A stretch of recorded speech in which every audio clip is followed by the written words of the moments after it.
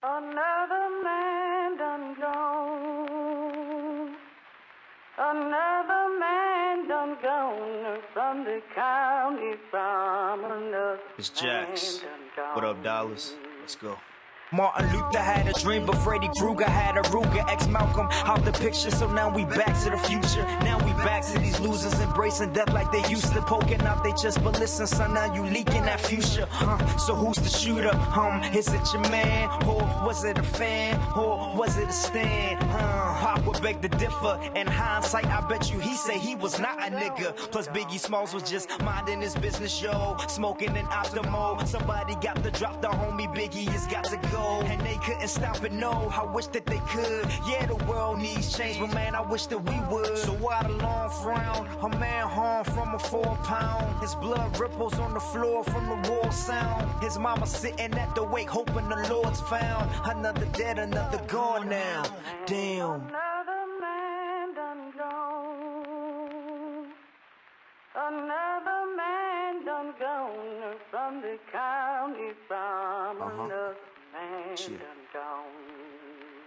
George Eliot said that it's best to be what you wanna be. Fucking do what you wanna do, so I do what I wanna do. Bet you did it to floss. Bitch, I did what I wanted. Bet you did it and lost. Bitch, I did it and won it. Shit, I'm never coming back. Listen, I just wanna rap. Gee, I told you all of that. On about a dozen tracks. I don't give a fuck. I just wanna rap. Spitting fire on this track like a fucking thundercat. Plus this mic is bleeding rojo. This shit is a no-no. Rolling in that low-low. Plus I'm from that Baltimore. Need a folk, smoking on my logo. Ready for the wall, and we so silly with the flow. Somebody got a ropo. Heard the lanes, and I swear they so too much love for the fame just to go broke. You said think I had the rap game in the chokehold. Never think I got the whole world in a rope. Gotta think of damn dog, you crazy. Is he the next Jay-Z? My crystal ball is hazy, but I don't know, maybe. Welcome back to the Insanity Check podcast. Is your host Chris here, and joining me is my convention partner in crime, my review partner in crime.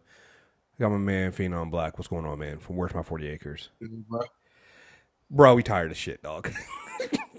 I literally passed out last night in this chair editing the American Gods Bill Quist interview. Like, I passed out and I woke up like I was in another dimension. I just woke up and I was, what the fuck happened? And I just got up and I went and I got my ass in the bed because I'm not trying to kill myself in this house half sleep, walking around, doing shit I just don't need to be doing after I done passed out that hard. Like, what's crazy about everything else you got going on, man? Bro, you get married next week. Nigga, that's why I don't sleep. If it's not editing, if it's not podcasting, it's marriage conversations and stuff that needs to be getting done. Like, and that's on top of work. That's on top of working. That's on top of working a full-time job, yo. I can't wait. And right, with the full-time job. And when I came back, I had this deceitful burst of energy to do photography. So I made a list of concerts to apply for press for. Nigga, I saw that on I saw that on Facebook, and I was like, "Is this nigga out of his mind?" Nigga, but it's like the universe is working against me and laughing at me, but trying to give me a one up because it's all artists I've been listening to all year that did not come to the DMV at all, and now all of a sudden, all these niggas want to come here in the same 45-day span. I hate that shit because I'm like, yeah, I might have a show twice a week. Photography is gonna be at the yin yang. Music's gonna be great, but I don't know if I can do this shit. Like 3 of them I can't even do because they next week. One of them the day before my wedding. I was like, I can't go do photography the day before my wedding. I can't just be like, all right, no, I gotta go shoot some people. I see y'all tomorrow at the altar. Yo, it's but that's the thing, right? About like to me, it's never New York Comic Con. It usually is San Diego where I get that. Yo, you know what? I got all these big plans. I'm gonna do all this stuff. Like, but then after New York, it's like, yo, I never want to do this again. Like, I think I'm done. And this was like our best New York Comic Con. And even I'll even say this. We'll get into it later, but I feel like my best experience at Comic Con, because usually I just hate New York to begin with, and I think a lot of that has to do with the fact that I just wasn't in New York a lot this time. Mm-hmm. But yeah, man, it's like all this stuff going on, and you were like, yo, it's just I gotta slow down. Like we're coming to the end of the year, and a lot of people don't know, end of the year is also usually the rush of the next burst of movies. Like we just got through a down period in August and September are usually down periods, but come like this week alone, when we came back, so we get back on the train at like, it was running late because every train out of fucking New York and New Jersey always leaves fucking late. So we get back at like, I get back home at my house by 10:30. I think that's being generous, but 10:30, right? Had Columbus Day off. Try to get some of the videos done. Matter of fact, I was editing and got videos from San Diego Comic-Con done, the Supergirl videos, because Supergirl was airing that night. So I got those done first. I was like, I'll do those and I'll work on the New York Comic-Con stuff later. But then Tuesday I had a screener. Wednesday I had a screener. And then Thursday I had to work 11 hours to make up for time I took off last week. So it's like, bro, I ain't had a chance to rest. Like I haven't had a chance to rest. Real, my bones can't handle these shenanigans, bro. I'm telling you, like when we got back, I started looking at my fucking emails, and I'm like, "Yo, are these screener links for shows now?" Oh, so bro. it gave me screener access to Shannara Chronicles, Lore. I asked for the Tick. I'm waiting to get a response for that. And also we got the joint for Future Man. I was like, now I gotta watch these shows too. Bro. Not on brand time, but on review release time to get that up to par. Cause like this is what I asked for. Like I wanted these fucking screeners to look at, but they are, of course, they send them all at the same time.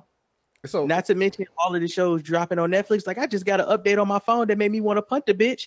That Voltron Defender season 4 is up. Yeah. Like, yeah. Yo, you know the funny thing about it is, I think I got the and I didn't realize at the time when you said it to me, but so you went to the screen. You didn't go to the screener on Wednesday, but you went to the screener on Tuesday. And we were talking, and I just realized, just talking to you now, that I was experiencing the burst of energy you had because you're the one that told me to apply for the Future Man screeners. And you were like, yeah, man, we'll do reviews for each one of the episodes and we'll get them on YouTube. And I'm in the back of my mind, I'm going, that's pretty ambitious, man. It's a good idea, but it's a fucking lot, man. I think we got time though. Like we got time for that's November. We got early access to them, so that worked in our favor. That's why if he was listening when I said it, I was like, we can watch them. That don't mean we got to do the reviews right now. Right. Like I'll jot down some notes and hints for each episode when we revisit. Then we can go ahead and release them that way or do it that way or however. To the point, Chris, where I was watching fucking lens videos because I'm still trying to figure out when I'm gonna get this second camera body that I desperately need. Despite the fact that the Rebel that I used when I first started shooting back in 2010, it took some of them pictures that people are looking at going, yo, these fucking pictures are fire. I'm like, yeah, y'all didn't even know I took that shit on a $200 camera, but with a $2,000 lens. It's the lens, nigga, not the body sometimes. But I'm looking at bodies like, okay, let me compare. I'm on DxO Mark. I'm doing my fucking homework and research and shit. I feel like I'm getting paid for this. And I was like, you know what? I think I kind of want to do videos now, like while we're doing these conventions, like just the way people do fucking selfie videos. Mm-hmm. But we got the equipment to do them more professional looking with your actual camera body. So your digital SLR. We got the lenses now. We got the wide joints and we got the rodeo mics. I was like, how do we get more? I'm in my mind going, how the fuck I'm gonna do more content? And I'm like, that's exactly what we should have been doing. We was in New York Comic-Con at certain points. I should have just been on the floor, like just doing 20 second, 40 second selfie videos of just what the convention looked like. Yeah. But so all these bursts of ideas trying to prepare for next year or trying to prepare for the next event, you know, and at the same time, we just got back 5 days ago. Yeah. so it's like my body telling me no. and I'm fighting it like, we can do this though. We done this before. So Yeah, I mean, we kind of jumped right into this episode, but 'cause I'm gonna come back to what you were just saying there. For those who know, this is the Insanity Check podcast. We talk all kind of shit. This episode is definitely going to be New York Comic Con and entertainment news heavy. We're definitely going to get some heavier topics. Definitely going to hit that Harvey Weinstein thing because I think it's big, but I think it's a lot bigger than some people are realizing here. And we'll get into some other topics here. Make sure you listen to this show. For all the shows on the MTR network, make sure you subscribe to the individual shows. It'll help. I warned everybody. If you've been listening on them, if you've been only subscribed to the main feed, you got the taste of it this week. The Super Tuesday stuff we're doing is absurd. Like we have 2 more episodes coming out because we got to do an Inhumans and an Arrow review. We are doing The Gifted next week. I am recording The Gifted with Jeff and Shanna, so that's happening. We have the second episode and second part of our reviews for Star Trek Discovery for episodes 6 through 4 through 6. That's coming up soon. So you got to subscribe to these shows individually on the network. That's why we have the network there. Stuff will still hit the main feed. I just don't know when because there's so much stuff out there. So make sure you subscribe separately to Movie Trailer Reviews. That's our movie review stuff. Super Tuesday Recap. It's our comic book show stuff. As you can see, we're expanding past that. We're doing Star Trek Discovery, and I might add some more stuff in there. I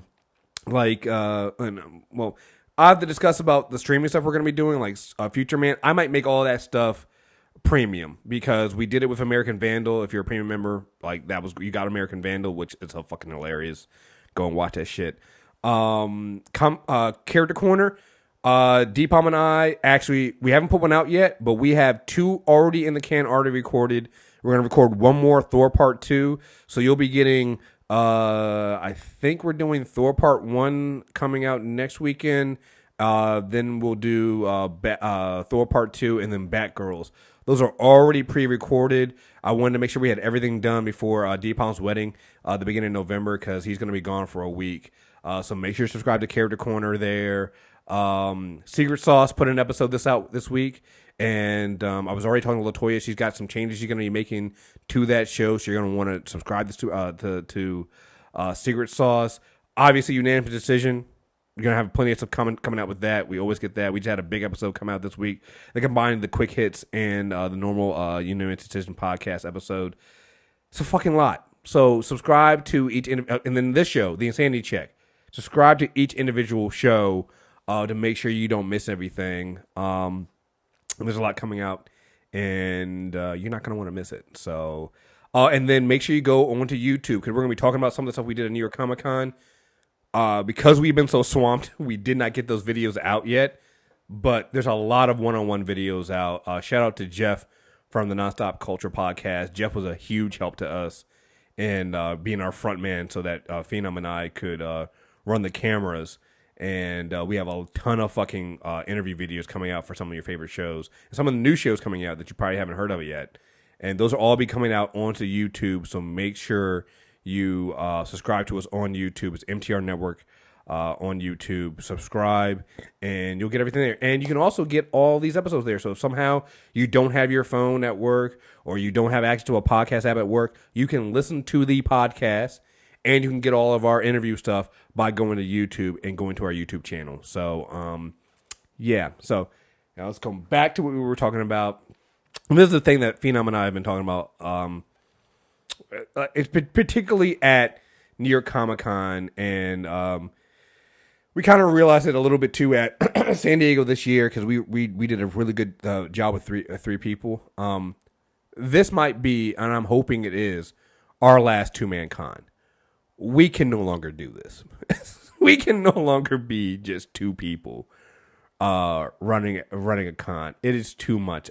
Even last year at New York Comic Con, if you think about it, we had Joy helping us. Yeah. Joy helped us out. And it's this year it was Jeff, so I could focus on actually doing the camera work. At San Diego, we had Shanna, who did some of our interviews for us. Like, it's just too much, because you don't want to. Excuse me. You don't want to go into these interviews, be worried about the camera. I mean, and some people, like, there's one guy next to us. He did that. He was doing that. He was running the camera and doing that. And and I'm like, more power to you, dude. I just, it's too much running around. It's too hard to do everything by yourself. And so we're going to be looking at, obviously getting more, I know we're trying to get D-Palm to join it for San Diego, and for New York, I might try to look into trying to get into more help to come out with us, just because, yeah, it's so much. We were talking about it before. If you look at the footage that we got this year, and I think we did San Diego Comic-Con well. I think New York Comic-Con is where I realized this is the setup that we need. Yeah. The setup that we need, which requires a 3-person team minimum, is interviewer, camera person, photographer. Yeah. And you need the photographer to get the shots of when the crew comes in, so you can get the cast shot and the individual shots. Then the shots that I took while the interviews were going on were some of the best pictures that we got out of here. Like the portrait stills are cool, but the interview stills are where you get like the animated like reactions, and you get the more intimate interview photos where they kind of let loose, like the picture of Jamie Chung fixing the camera, which now she follows me on Instagram and just randomly liking my videos and shit. She has 1 million followers. Like I literally have a person who has 1 million followers following me and liking my videos and my pictures now. To me, that's insane. Like that's just dope as fuck. But that came from taking videos of her during the interview, not the regular still shots that all of the other photographers show up to do. That's not why she was there. It allowed us to maneuver. It allowed us to chill and not have to worry about a whole lot as well. Like if you're doing camera stuff, you got to sit down and chill while the interviews was going on, and the other person standing up got to do the interview. And I got to get my photography done in the first 5 to 10 minutes of being in a room, and I could move on to another room and potentially either set up, hold a spot, do the same thing, or maybe bump into somebody and get other pictures. So we need a 3-person team: interviewer, camera dude, photographer. Yeah. That's minimum. Yeah. Now we need a 4th person, because that person is gonna have to go set up in rooms at round tables where we don't have on-camera interviews and we're double booked. Right. Yeah. Like it's just funny because, again, we first started covering conventions 2013. New York Comic-Con was the first convention we did.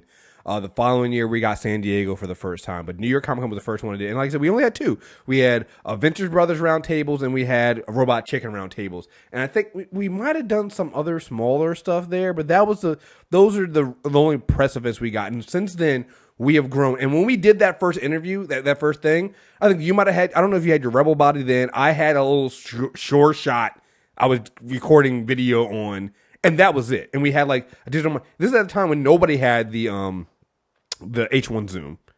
Nobody was doing that. Nobody was doing like DSLRs at round tables or anything like that. And since then we have grown, and you can see in our videos, like to the point where, like I said, we did a good job at San Diego, but I was still learning the equipment. So I messed up on some of the interviews and things like that. On this one, everything ran smooth. Like there was one time where I didn't get everything exactly right, and it was because of an interview I wasn't able to get. I was interviewing I was an Agent of S.H.I.E.L.D. and they had really like messed with the way that those press lines had worked. And so Ian and Elizabeth were coming to me, and they were like, "Oh, they don't have time. They can't be interviewed." And they were like, "No, let them ask one question." And I forgot to turn on the H1 Zoom, but we had been running so smoothly. I had a backup. I had the whatchamacallit?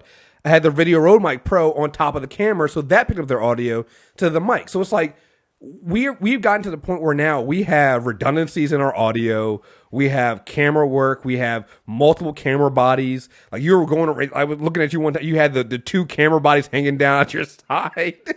Oh my god, nigga!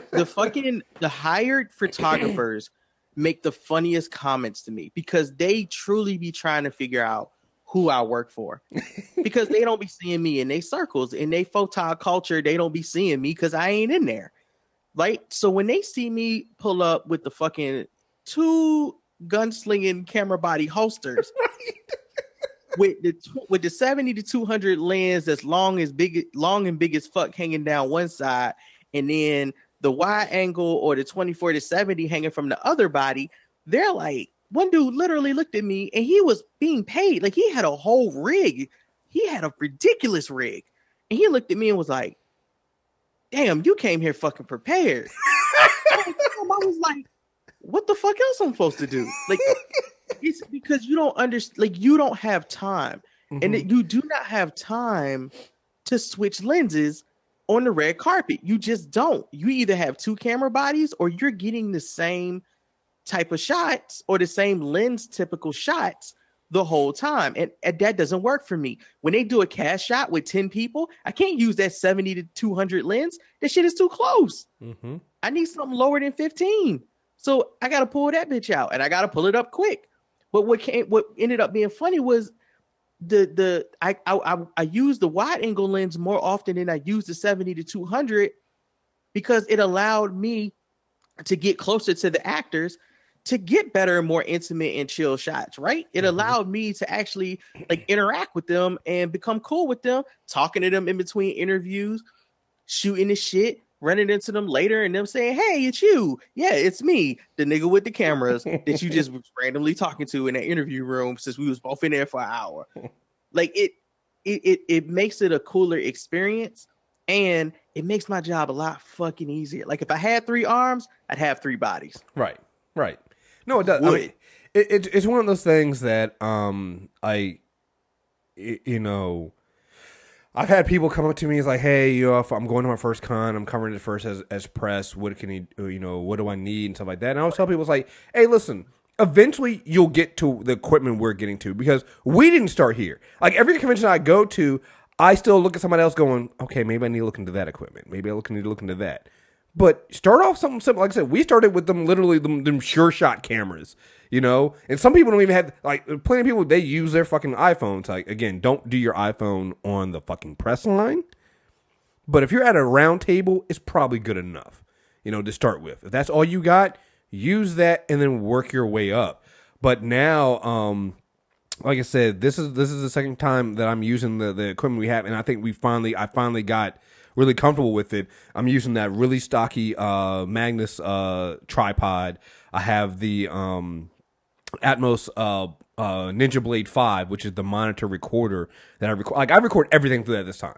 Like even round tables, I recorded using that because it made me finally realize what the colors were. Like I was using the back of the camera on my DSLR in the viewfinder to kind of figure out, okay, it's too light, it's too dark. That never worked out because I was like, oh, it's light enough. And then you get the video and it's fucking way too fucking dark.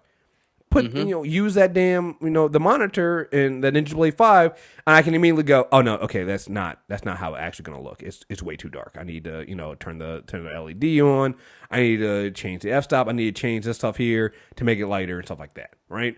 We have the Ninja. It's weird. Like you're learning stuff about that, about the lenses in the camera now. Like all of that affects your video recording. Mm-hmm. Yep.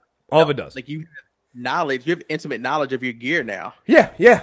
Well, it's also because now I'm actually using it. Like before, it was just like, okay, we're just doing it to do it. Now, and again, it goes back to what you were saying about having a 3-4 person team.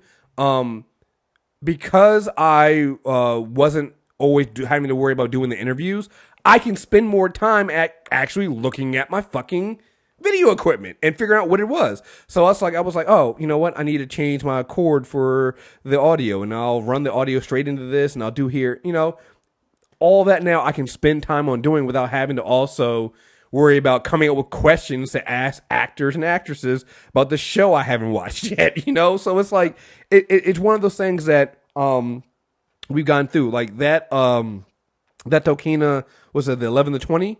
The wide angle, that was the thing that we were missing before. In the last two conventions, we've had that now, and it's made it so much easier doing these interviews because I was watching everybody else struggle in some of those crowded press lines, and I was like, "Yo, just step forward, we're good." That's why when we were doing them in San Diego, I think it was the first year. Yeah, I was like, "Bro, you just need to get a wide angle."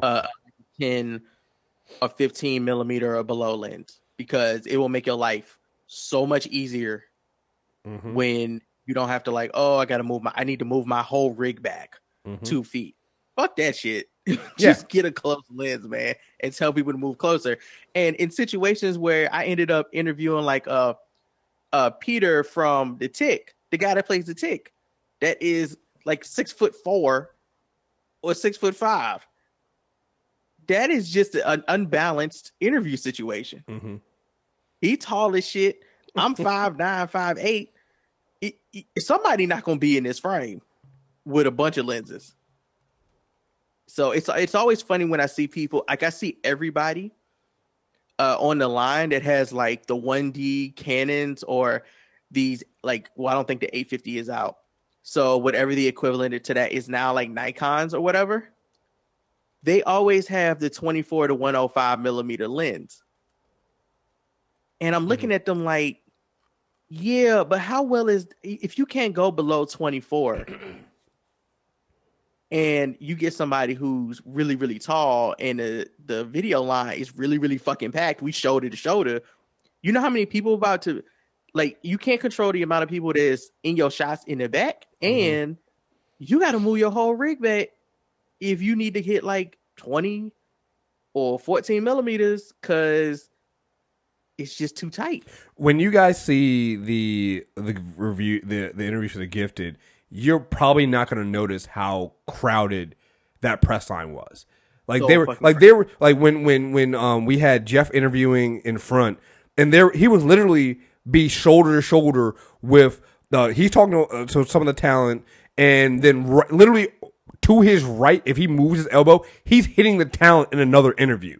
Like, and that was on both sides. And I was telling him, just step forward and we'll do it that way and let everybody else handle, because again, that wide angle lens allowed me to kind of do that. It was the funniest thing when we'll get to this later, but the Michael Madsen interview was fucking hilarious. He kept trying to tell us, like, he kept telling us it was too low. I was like, no, trust me, dude, we're getting you, but he slapped the camera lens though. yeah, right. He slapped it to the side. He slapped that shit like it stole his wallet. Right. Oh my god, it was fucking hilarious. The Star Trek Discovery shit was just as bad as the Gifted one. Mm-hmm. Like, I wish I'd have took a wide angle shot of how tight that was, because they do that behind the stages in Madison Square Theater. So they do the same setup with the long wall for Comic-Con, and then it's maybe like 5 feet between you and that wall. Mm-hmm. No, I'll say like 8, maybe 10 between you and that wall. And the actors come through and they walk down the line, and then they start doing interviews. And my God, they had every big name outlet back there all jammed up together. So fucking Fox is standing next to IGN, who is standing next to I'm blanking on names of outlets now. I had the A1, but like Vice or Noisy or just a bunch of fucking people that you really don't see in other rooms, because they got either their own private rooms to do interviews in, Right, with specific backstage access shit. And for these, they don't get that. So they're all there, and they all got a bunch of fucking rigs set up and a bunch of people making sure that they get these interviews tight. It's just, oh man, it is a clusterfuck of just work. and that's the thing. I think a lot of people don't understand. Like, the people were like, "Oh man, you guys gonna come to the floor? You guys gonna do this?" Like, you guys don't understand. Like, we're over here battling. We're fighting our own battles behind the scenes. Like, we're fighting to make sure we get like. The thing that messed up with Agent of S.H.I.E.L.D., we could have gotten more if they put names on the floor. So we had to go in the spot they put us at. Any other time, though, I'm like, I know exactly where I'm going to be at, because you got to find you have to find the right place to be at to get get all the talent, because sometimes on press lines, they don't run the room right, and you're not going to get all the talent in the press lines, which never works. Shout out to Fox, though, for the best run press room of the entire weekend, and making sure that all the press line people got everybody they needed and got ample time to get the interviews they wanted. So shout out to them for that. But yeah, man, I tell people all the time, like, listen, just work your way up. Like, if you had told me back in 2013 that I'd be in 2017 rolling through conventions with the backstage of conventions with a fucking orange Pelican case filled with all of this expensive ass equipment, I would have laughed in your face. But that's exactly what I'm doing now. I got this giant ass tripod that looks like it's in a fucking gunsling. I throw on my shoulder. I got this Pelican case I drag behind me, and then on top of that, I have my sling bag with the camera with another camera body in it and some other stuff in it. And just we needed it all. Like it was funny. We're sitting in one of the rooms, and one of the guys he wanted some tape or something like that, and I was like, "Don't worry about it, bro. I got you." He was like, another guy was like, that's actually smart. I guess I need to bring tape. I was like, listen, I saw somebody pull out tape last year and realized I got 3 different types of tape in my bag now. Because you know what? I found out you need it. Tape, batteries, like if I need it, I got it at this point. And you and it's funny because like when you get back, you also start looking online. Well, I know I did for stuff that I know I'm gonna need in the future. It just started making an Amazon wish list. Mm-hmm. That I'm going to need to pick up. And my biggest purchase, besides another camera body next year, which is going to go on the Best Buy Visa card and installment payment, is a new camera bag. Because my camera bag, it's a Canon.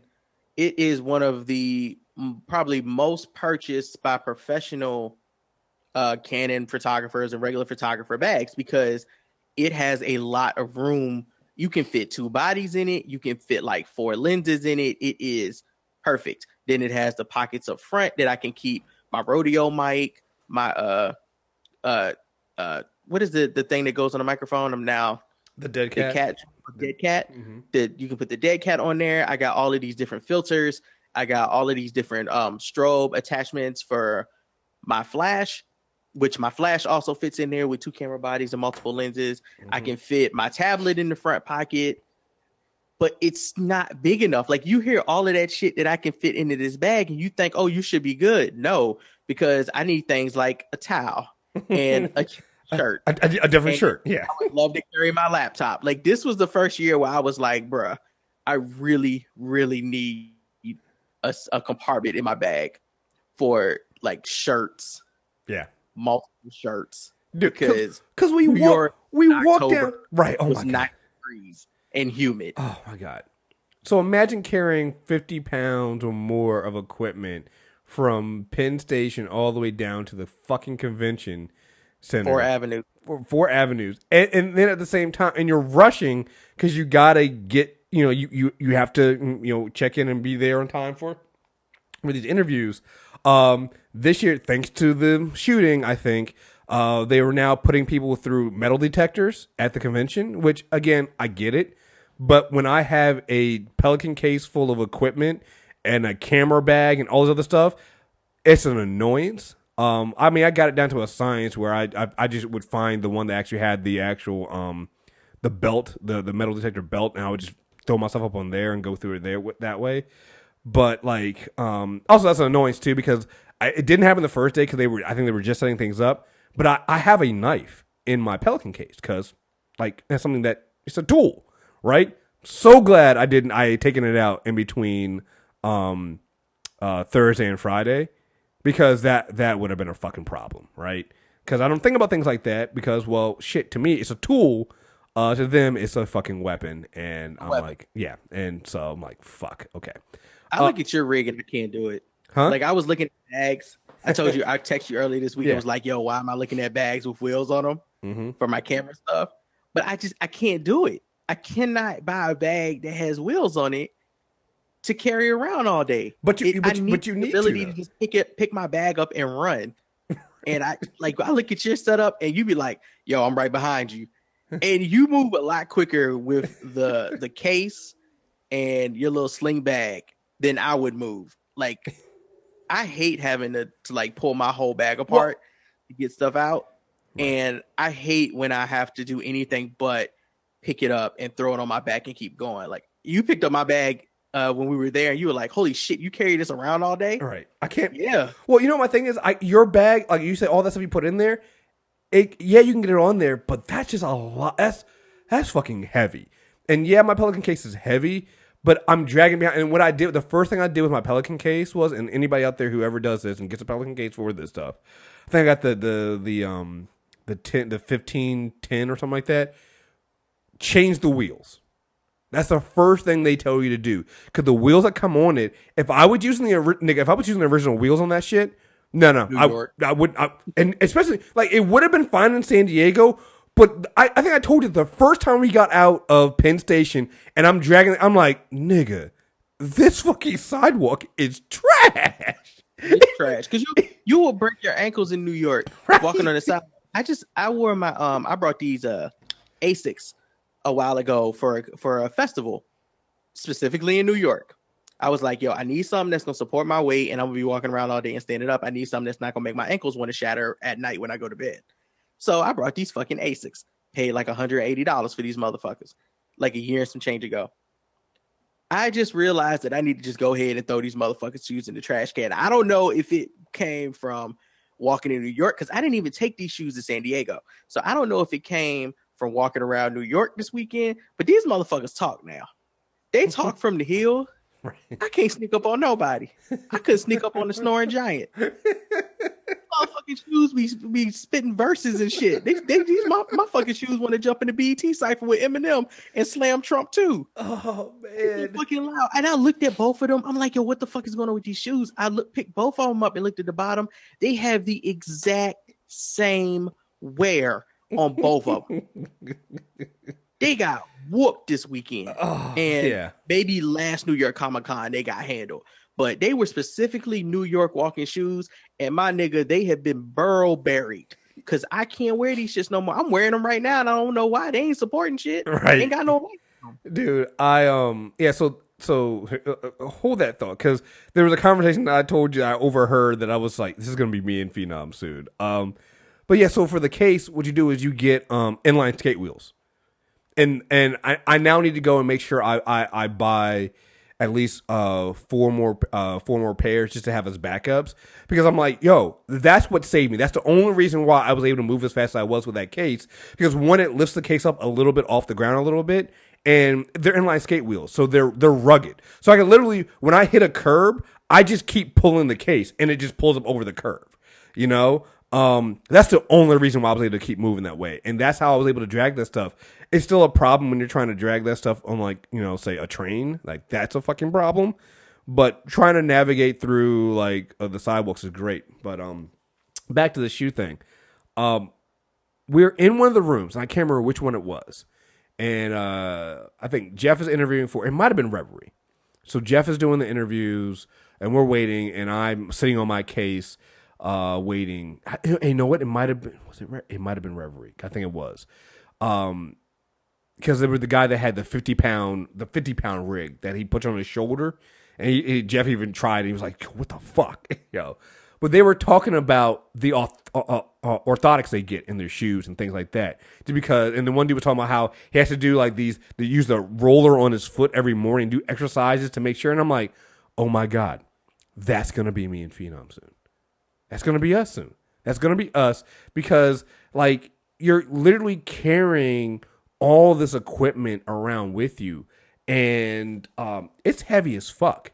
And so we walk. I want to say when I looked at my Fitbit, it was 70,000 steps, and it was just from Thursday to Sunday. All right. Oh my god. Yeah, 70,000 steps. Walk the floor. Yeah, and we didn't walk the floor. This is the least I've done the floor this year. Like, I went down the floor once to look for something. That was it. And that was on Sunday. Didn't walk the floor. This is just really us walking from Madison Square Garden down to convention. And even some of those days, we took a lift directly from our hotel to the convention centers because we were running late. All right. And you're carrying all this equipment around, and you have to then break it down, set it up. I started doing this thing this year, especially for Saturday, because Saturday was a fucking mess. I didn't unbreak the equipment now, so I just left it up. Like, I would set everything up once in the morning, and I would just carry kind of collapse a little bit, and then carry it around from room to room. And we become those guys. We become those guys. And but it's good. And like I said, I think that I'm very proud of how we've grown and how we've come to this part. This episode is sponsored by the good folks over at tweakedaudio.com.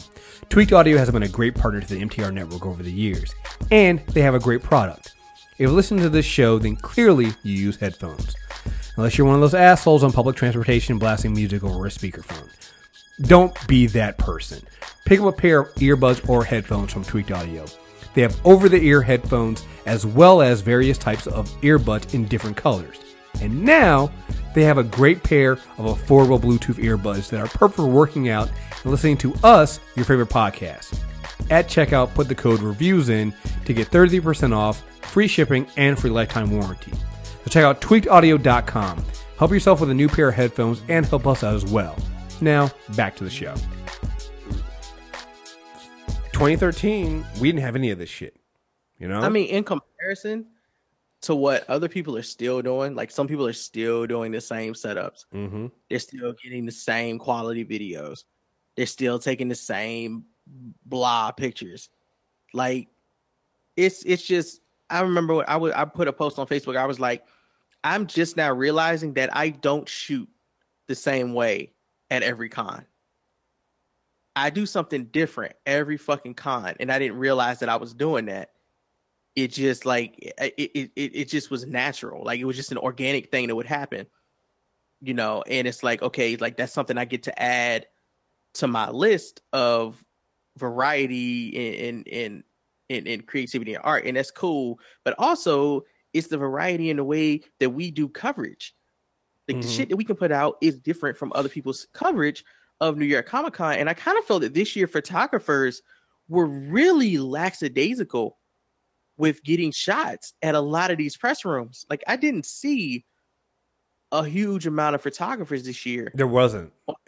I don't know what that was about. I don't know what happened, because that definitely wasn't the fucking case at San Diego Comic Con. So I don't know what happened this year, but fuck it. That opens up room for me on the floor, and it provides the opportunity for me to get more pictures, better pictures, and pictures that hopefully somebody will start taking from us for a small fortune and use in all of these articles that come out Monday, like these screen rants and shit like that you see of people who weren't on the line with us when we were there. They're buying their footage from other people. Right. They're not there. Like, right. I can tell you they're not there. We're right there on the line. Yeah, we see them. We see them. You know. Yeah, man. It's just it's one of those things that like I said, it's been fun seeing the growth that we've gone through, and like I said, this is one of the more fun New York Comic Cons. I mean, with all the stuff we get. One, we got more press line interviews, so you'll see this. We only had 2 round tables, and one of those was actually 3, because you did. Wait, did you do lore round table? Yeah, you did lore round tables. Lore round tables, but with video. So right, with video. I did round tables for Shut Eye, this Hulu show called Shut Eye, because I hadn't watched it yet. And then I ended up doing like here's the thing. We had so many press line videos. I actually at some points made decision to shoot round table because I was too tired to do press line. So for the 10th anniversary or a DC original movies animated movie thing, I looked at the press line. It was a mess, and I was going to do everything solo that day. 'Cause I think Jeff was somewhere else, and you were in another room. I was like, "Fuck this! I'm just doing press line. I'm just doing round tables." So I shot round table for that. Everything else we have is press line. Either me, Phenom, or Jeff are in front of the camera. And we get one-on-one interviews with these actors. We did Hulu's Future Man, so we had Josh Hutcherson and some other actors there. We had Reverie that had Dennis Hasbert there, and we got The Gifted. We have Agent of S.H.I.E.L.D. What else we got? We got Voltron, The Tick, and I think there were a couple other things we got too. And that doesn't include the ones you got, the videos you got at the American Gods Party. You know, so it's like we got a shit ton of stuff coming out. So and that was another avenue that opened up. So it was two really off kilter things we did this year. One of them was me doing interviews with the American Gods cast at the American Gods Party. That was unprecedented. That was not something that was planned. That was some old, we knew some people got us in. We got fucking interviews. I got a 10-minute interview with Yatiti, which is something you don't get in any press room. You do not get a 10 fucking minute interview with anybody. No. And I got a 10-minute interview with fucking Bill Quist. But outside of that, somehow we managed to do this whole con with both of our significant others there. And we didn't lose anybody. We made it back. Nobody broke up. Nobody got stabbed in their sleep. I don't know how we did that. Like, I was like, listen, we took 2 women to New York. We did full con coverage for 4 days, and everybody made it back alive. And still together. Nobody was malnourished. Nobody got sick. We didn't lose anybody on a train. Like, dude, in New York, we didn't have to go find nobody. Because at one point, we thought we was going to have to go find them. Yeah. And we were trying to figure out the best and cheapest way to find them without, like, working our feet to death. I think was that Sunday? Yeah, it was Sunday. Yes. It was Sunday. We were like, oh man. You know what's crazy? You know what it is? One, they only, because I mean, Ashley and Shane, they're not Comic-Con people, so so that's the first thing. And here's the thing that and this is again, this is why it's a miracle. Ashley's come with us like the last 2 years to San Diego, maybe 3 years to San Diego. Like she's done San Diego. But San Diego is it's set up so much different than New York, right? San Diego, there's so much to do where you can do things at the con and not have a badge, and it's fucking San Diego. So you can go to the beach, you can go to the zoo. I mean, there's so many things to do. And New York is fucking New York, though. You got like everybody tired every day in New York. Like, yeah, our suite at the embassy was nothing but snores after 10 o'clock at night. Yeah, every fucking night. Yeah, everybody was knocked out. Yeah. And then so Thursday we got them a badge. They got badges for Thursday, and they actually went and enjoyed themselves. It was so hilarious because again, yours enjoyed a little bit more than mine. Mine was over at the corner reading a book. Oh, you're right. Yeah. So I think this might. Lots of boxes. I think this is Ashanti's first Comic-Con too. So I'm waiting to go back because I think you guys have something else to go. I'm waiting to come back, and I'm waiting, for her to show up so we just walk back and take the train. For Spider-Man and the Tick. Right. That's what we were. She came back with she had bags. She had bags and boxes, and I'm like, how the fuck did this happen? It's weird to talk to when I've been with Ashley for 10 years. Okay. I just stop asking questions at a certain point when I don't get an answer that makes sense to me, because I'm not going to get it because they weren't thinking. She doesn't think the way that I do. So when I met up with her, so Ashley, she's so inconvenient sometimes. She texted me and she was like, I was like, I'm done. Where you at? So we can do these activations. I had pre-scheduled active press activations. For people who don't know, an activation is essentially like they set up these interactive spots all throughout cons, and you can go in and you can play new games, and you can do things with CGI. You get to they'll rebuild a part of the set from the show, and you get to walk through it like you're there. It's all type of different activations. For instance, if you saw the pictures of Ashley, it was an activation of the scene from Spider-Man Homecoming where Peter is discovered by his friend that he's Spider-Man. When he comes home, he climbs across the ceiling and he just drops down. Where they had people crawl into a house that was through a window that was built where everything was screwed to the ceiling to make it look like you were on the ceiling and coming in upside down. That's why it looks like Ashley is in this house hanging from the wall, hanging from the ceiling of the room. So I come out and I tell Ashley, hey, yo, we got to go do these activations. And Ashley is like, I'm at A1. Okay. If you walk the Comic-Con floor, this is how it works. 200, aisle 200, aisle 300, aisle 400. This shit at New York Comic Con goes all the way up to aisle 2500, y'all. All right. At San Diego, it's worse. Yeah. Ashley said, I'm at A1. When I tell y'all, I looked up and around the room. I was like, girl, I don't see no A's or no ones. What are you talking about? Ashley was outside literally on the other side of Javits Center, near the entrance, sitting in a corner, reading a book. I had to walk through 20,000 people to get to her, to turn around and walk back in 20,000 people to go to the activation shit. And she walking in the room now. And so I got to walk on the floor with my rig. Now, Ashley was also carrying my laptop in a bag because I didn't want to leave my laptop at the hotel in that room. I probably should have just left it, but I didn't want to. Smart, though. At a certain point, I was carrying my laptop, my camera bag, my camera body, and a bag of shit. And it was 90 degrees and humid that day. We walking around the con. So I started talking to her. I was like, what happened to Ashanti? And she's like, we were both walking in a certain direction, and then we weren't anymore. I was like, okay.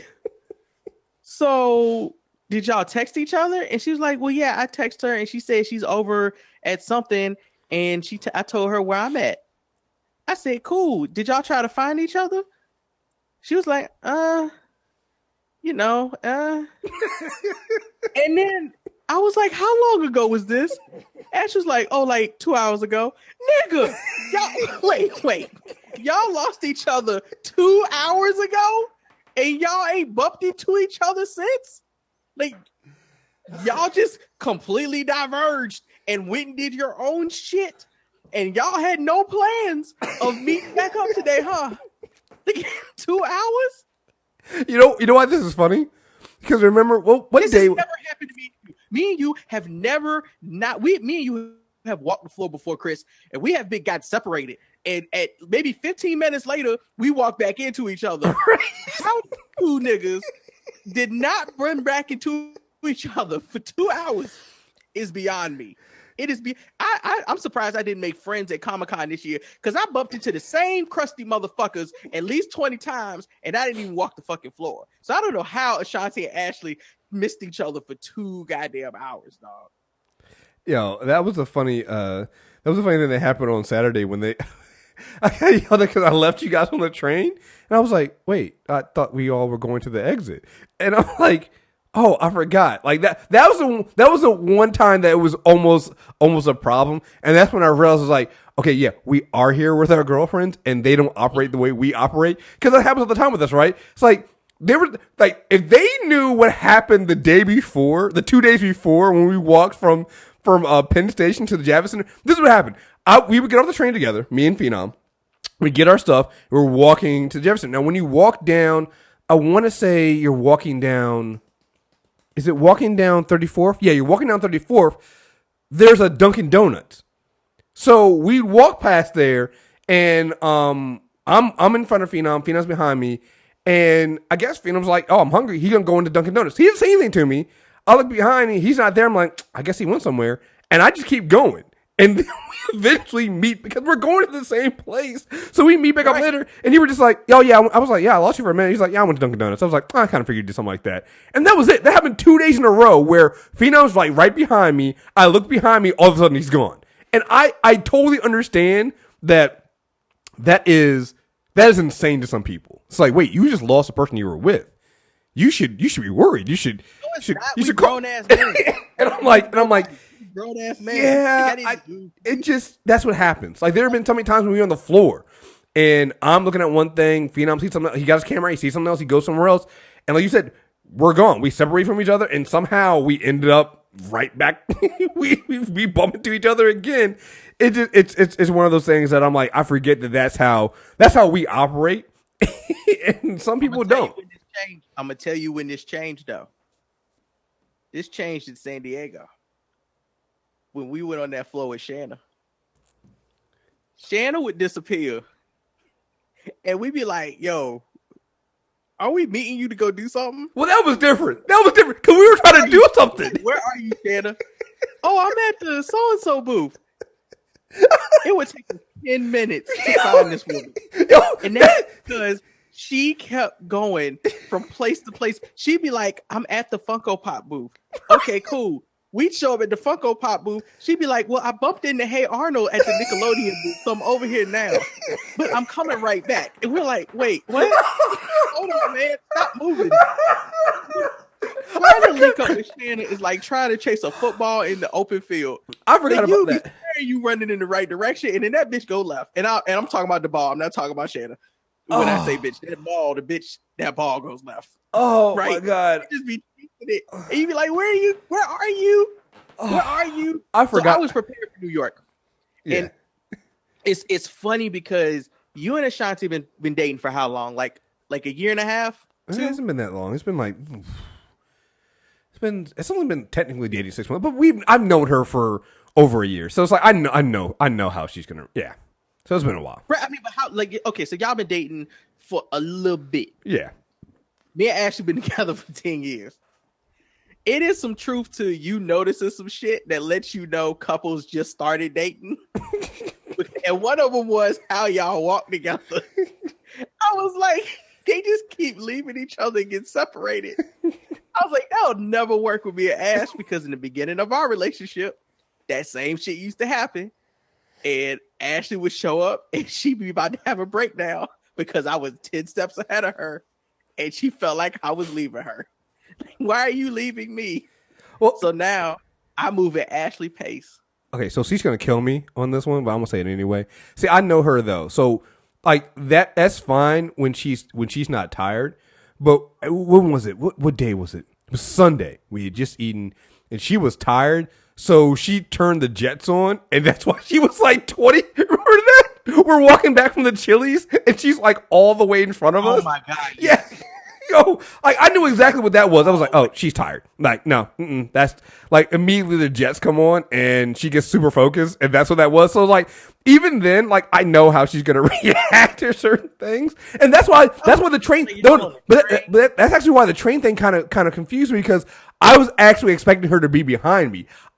She stopped to wait for you guys, which is what caught me off guard because normally she wouldn't do that. I didn't even know where y'all were because when we kept getting on the train, right, we got separated for all of us to sit together, so we just had to sit how we sat. Right, and so when me and Ashley got up, like Ashley was in the seat, was one seat behind me. So when we got up to left, I was like moving at my own pace, and we got stuck in the fucking middle of the train because the dumbasses who got up in the middle with us were waiting to go in the slowest direction versus just turning the fuck around and walking backwards by the people who are already gone.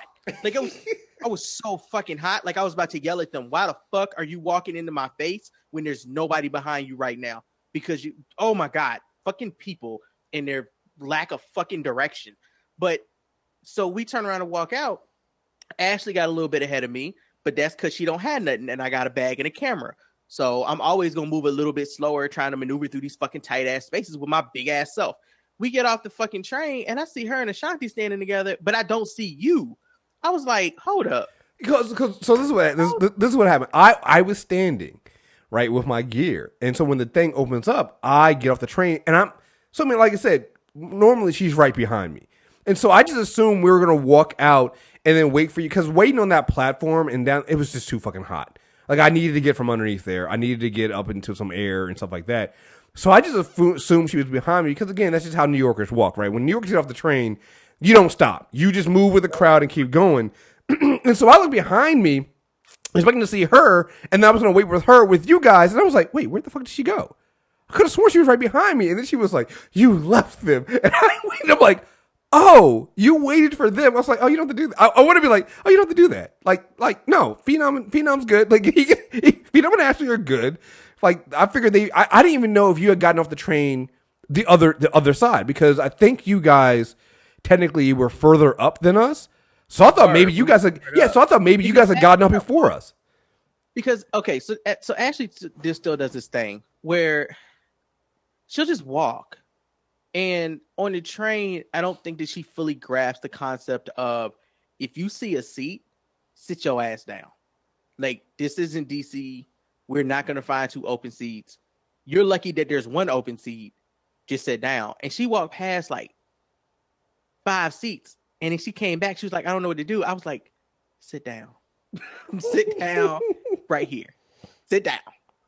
And she sat down. Okay. Now I'm going to go up here 2 seats and sit down. Okay? I'm not going anywhere. I'm not leaving you. I'm going to sit down up here because this is New York and we can't be together. That's how it works. That's such a New York thing. It's like, we can't be together. It's New York. We can't be together right now. We can send love texts, but we can't be together right now. Okay? God, you're just going to have to be okay with me sitting next to this all white man. Because he's not going to give up his seat for you. That is just New York. That's how we ended up so far down the train. And I always wonder how far Ashley is actually going to walk. She's in the background now talking about, I don't like this. There have been points in our travels where she has no idea where the fuck we're going, but she just be walking. So I'll stop. I will stop walking and I'll just stand and watch her and see how long and how far and how confident she is in the misguided steps. I've been biting my tongue. I've been not going to say something, but you have taken it to the limit. Okay. Is that it? Because I hear silence. I just want to say on behalf of myself and Ashanti, because we are not on this show. However, we are being spoken of. In our defense, I speak for both of us. Okay. We did nothing wrong. And also, the train, I was really thinking that there would be 2 seats behind us. Exactly! Exactly! Exactly! Well, why aren't we on this show? You don't need to be on this show. What show is this? Because this show would turn into a 4-hour show instead of an hour and some change show. Y'all weren't at Comic-Con, actually. To be fair, Ashley, I know Ashanti's probably asleep right now. So you said Ashanti's asleep right now? Yeah, she's probably asleep. So she's probably knocked out. That's why she's not on the show. Well, I will speak for both of us and say number one. Trains are confusing. They're not. They're trains. A poor girl. I'm talking about her getting lost. Who? Confused, coming out of the bathroom. Did you speak of that? No, we did not, because I wasn't gonna speak of that. But you're supposed to be her. You're supposed to be her friend, and you just brought that up. As her advocate. What? What? No, you said something about. What were you talking about? Oh, the train. Are you talking about? No, there was, and I'll take. If Ashanti wants to bite somebody's head off, she can bite mine off. But there was a point where me and Chris was having a conversation after we did The Gifted. And Ashley and Ashanti were with one of Ashanti's friends walking around New York. And they were like 20 blocks away, okay? And Chris was like, just how I know Chris was tired. Chris was like, hey, man, we could just get on the train and go back to Jersey and get some food. Because he was hungry and I was hungry. I understood where his thoughts was coming from. But I've been with Ashley for 10 years. I already was like, I don't even know why you suggested this to me. My life skills have not been fully developed. I am not about to leave Ashley in New Jersey. Bless Ashanti, but with Ashanti. Like, because earlier that day, Ashanti went to the bathroom in the terminal. Don't say that. Don't use that as a... No, it was, though, because I get fucked up taking the train. Like, I ain't gonna lie. I follow Chris when we get on the train sometimes. Sometimes I don't even use my brain. I just be like, what's Chris doing? All right, I'm gonna do that. Oh, don't do that. Because sometimes I don't know either. Well, nigga, you look confident to me. But that's not, isn't that half the battle in New York though? Half the battle in New York is looking confident. Which way is fucking up and which way is down? Like Ashanti went to the bathroom and we went around the corner, literally around the corner, to get some fucking anti-whatever donut. It was Auntie Aunt. And like, so this is what happened, right? So there was a line for the women's bathroom, and like obviously because it's the women's bathroom, and because they never at the train station, and they never put enough stalls in the bathroom for women because they just it's 2017, they haven't figured this shit out yet, right? So she's waiting in line, and I'm starving. So I'm like, I see Auntie Aunt's, and I'm like, I'll go and get something. First of all, I get there, and I'm like, I had my mindset on the pretzel dogs, and there's 5 pretzel dogs left, but there's one dude in front of me. Why does motherfucker get all 5 pretzel dogs? And I'm fucking pissed. That Spanish dude did not know what he wanted, so he just bought it off. Yeah, and I was just like, you son of a bitch. So I go over there. I'm like, I leave Phenom and Ashley there, like waiting, like they're waiting by the bathroom, right? So I walk over to the end.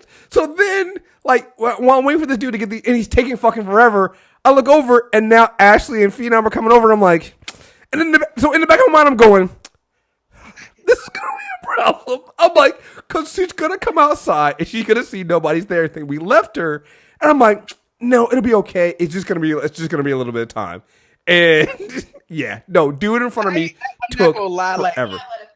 I'm not gonna lie. Like when I walked over, I thought to myself, should I leave this spot? Because the shanty is coming back here. But then I thought, well, if she just comes back to where we were, she'll see us. Like, there's no way you can't see us.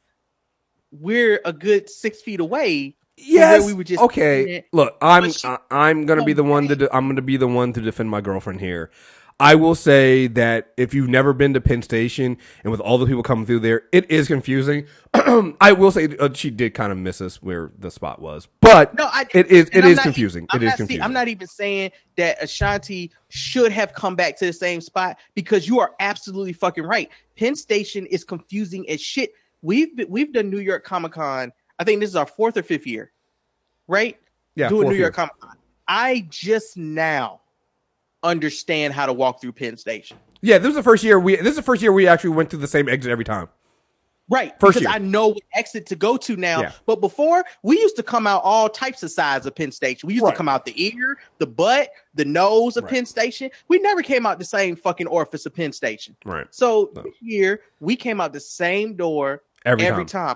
And we understood how the streets worked every time. It took us 4 years. We don't want to go to 7th and 34th. We want to go to fucking 8th and 33rd. Yes, 33 is lower than 34, which puts us one street crossing away from Javits, but one fucking avenue is a long goddamn ass walk. It really is. I'll take higher avenue and the block away. Yeah. I'll take blocks over avenues any fucking day. But that was like that. But that was the one time that, I mean, as much as we're laughing about it, that was the only time that we ever really got close to losing anybody. So even then, I consider it a win.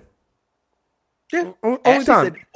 Blocks all the way back. Oh yeah, and then when they told me, that was the thing that got me. When they told me where they went to Chelsea Piers, and they were like, "Yeah, it's like 20." I'm like, "Yeah, I'm not doing that. I'm not. No, I can't do that. I'm sorry. I'm too fucking tired. I can't. Like that was the moment we were saying when we called them, we found out where they were. Huh? It was disgusting street puddles. The direction that they were in. We literally had to jump over a street puddle to get to Javits in that direction. I was like, I'm not jumping over no more puddles today. Yeah, I was sitting there. I think that was the thing that got us. We were sitting there, and that's when I suggested we go back to Jersey, and they can, take whatever the time they want. Because again, it was just they're in New York having time, and we our training leave till later. I don't think I'll leave Ashley in New York by herself. And I don't think it's possible for me to be outside of New York and for her to be inside of New York, and for me to be like, it's okay. Like, I feel like I would literally be that dog in the meme and everything is on fire. It's all right. It's okay.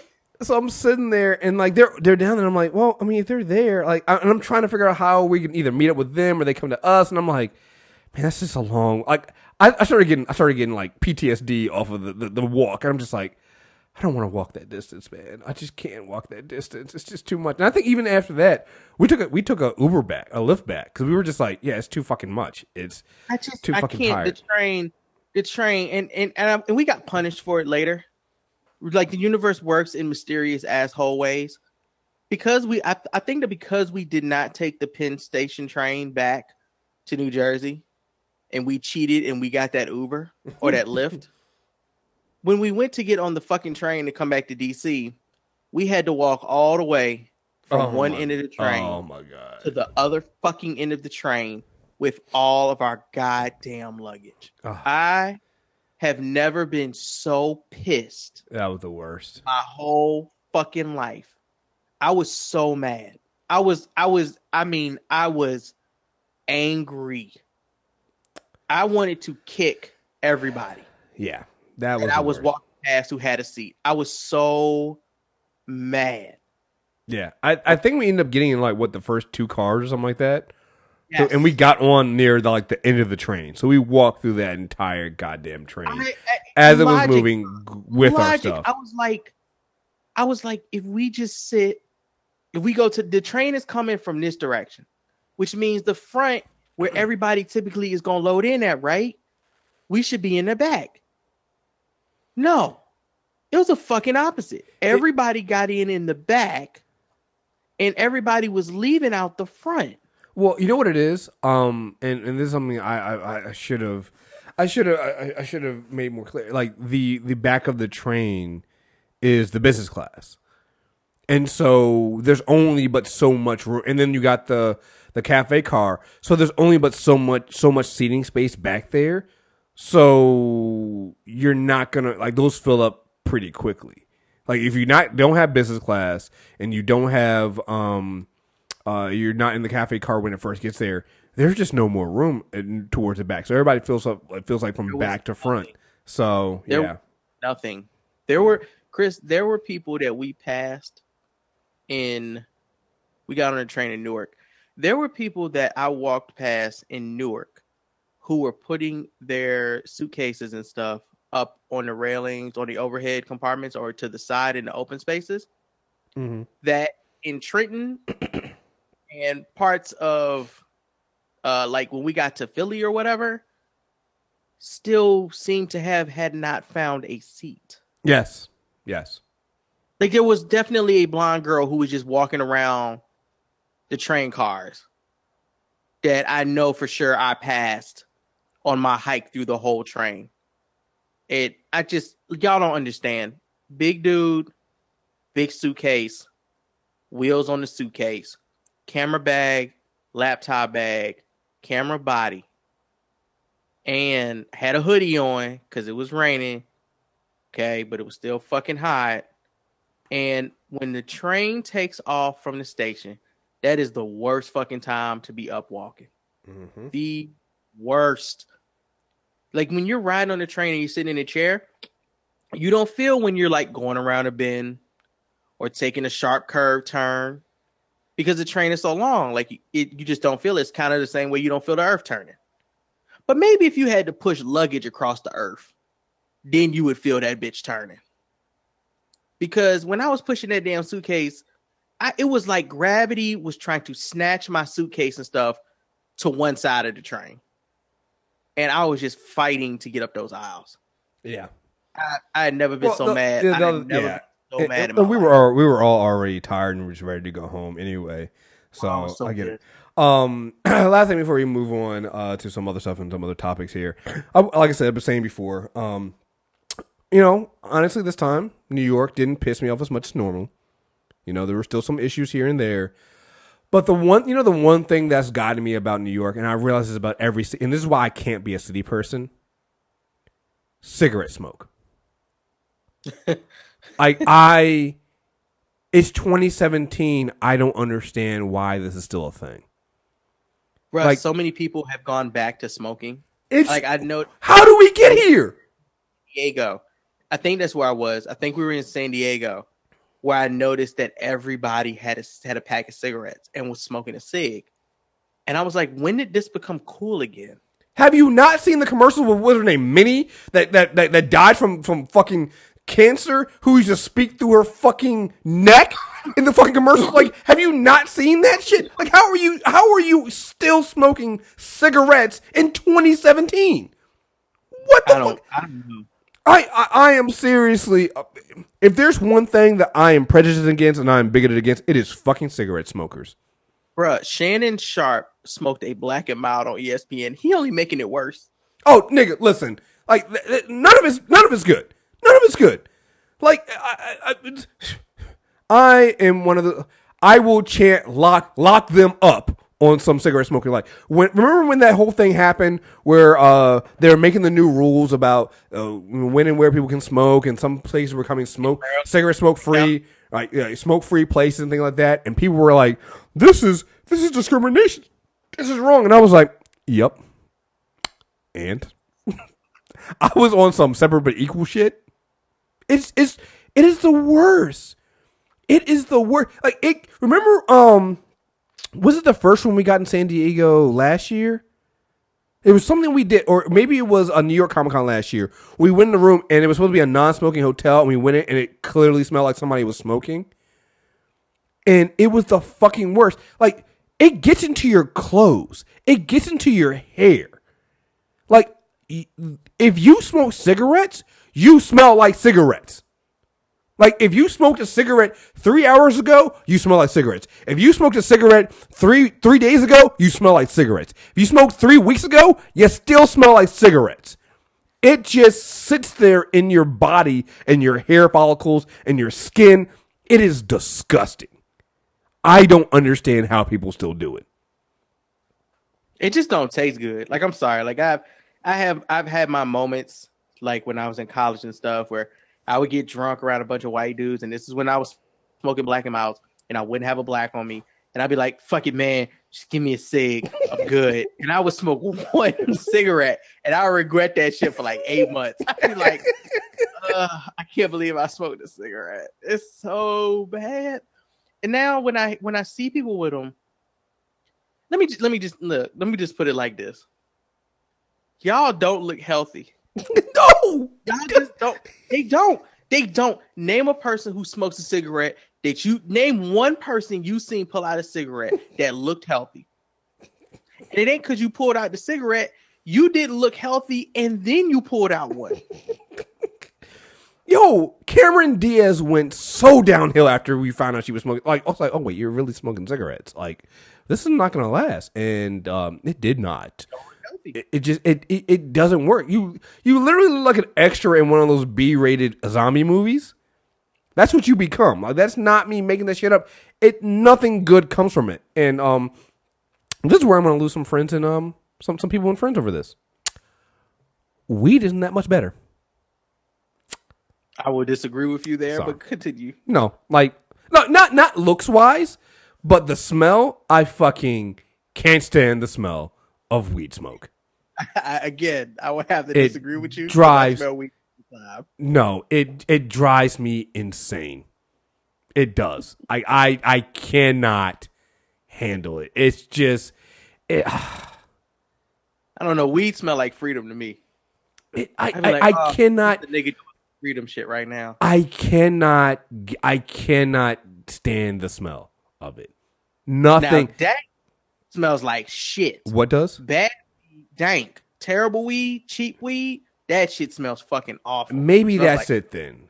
And maybe just there's a bunch of people smoking some really cheap weed, and that's what it is. But oh my god, like, look, I am all for legalize it, but like, can we like make some cereal out of it or something? You mean how about regulate it? Because like, niggas need to know when. Like, if you smell like nothing but a joint, I don't know about that, bruh. Like, have you ever been driving on the highway and you're going like highway speed? Like, I'm going 70 miles an hour. I drive past your car and I can still smell the weed, and both our windows are up. No, come on. What are we doing here? I'm totally fine. I know the benefits of smoking weed. I'm just saying, can't we do it in like cereal? Like, put some milk on some Wheatios. I'm fine with that. Some Wheaties. Did you put some milk on some Wheaties? Don't give them no idea. They doing different things with strains now. Anyway, I mean, they got the oils. They definitely got the foods. They're making it in pizza and everything else now. That's all I'm saying. Is can we get past actually smoking it? You're never going to get that far. I don't think you'll ever get that far with marijuana, because it is just the smell of weed. Some people just find to be a beautiful fucking thing. I just don't think you'll ever get. I don't know nobody that thinks the smell of cigarettes is beautiful, though. Even niggas that smoke cigarettes know the smell of cigarettes ain't beautiful, because they be trying to do everything they can not to smell like cigarettes. It's kind of like the way drinking coffee ain't really good for your fucking breath. It's just not. Like, people do everything that they can after drinking coffee to make it seem like they ain't been drinking coffee all fucking day. But as a person who drinks coffee every once in a while, I'll tell you straight up and in fucking out, when coffee on your breath does not smell good. You know, I know coffee don't smell good on your breath. I can smell coffee when I fucking pee.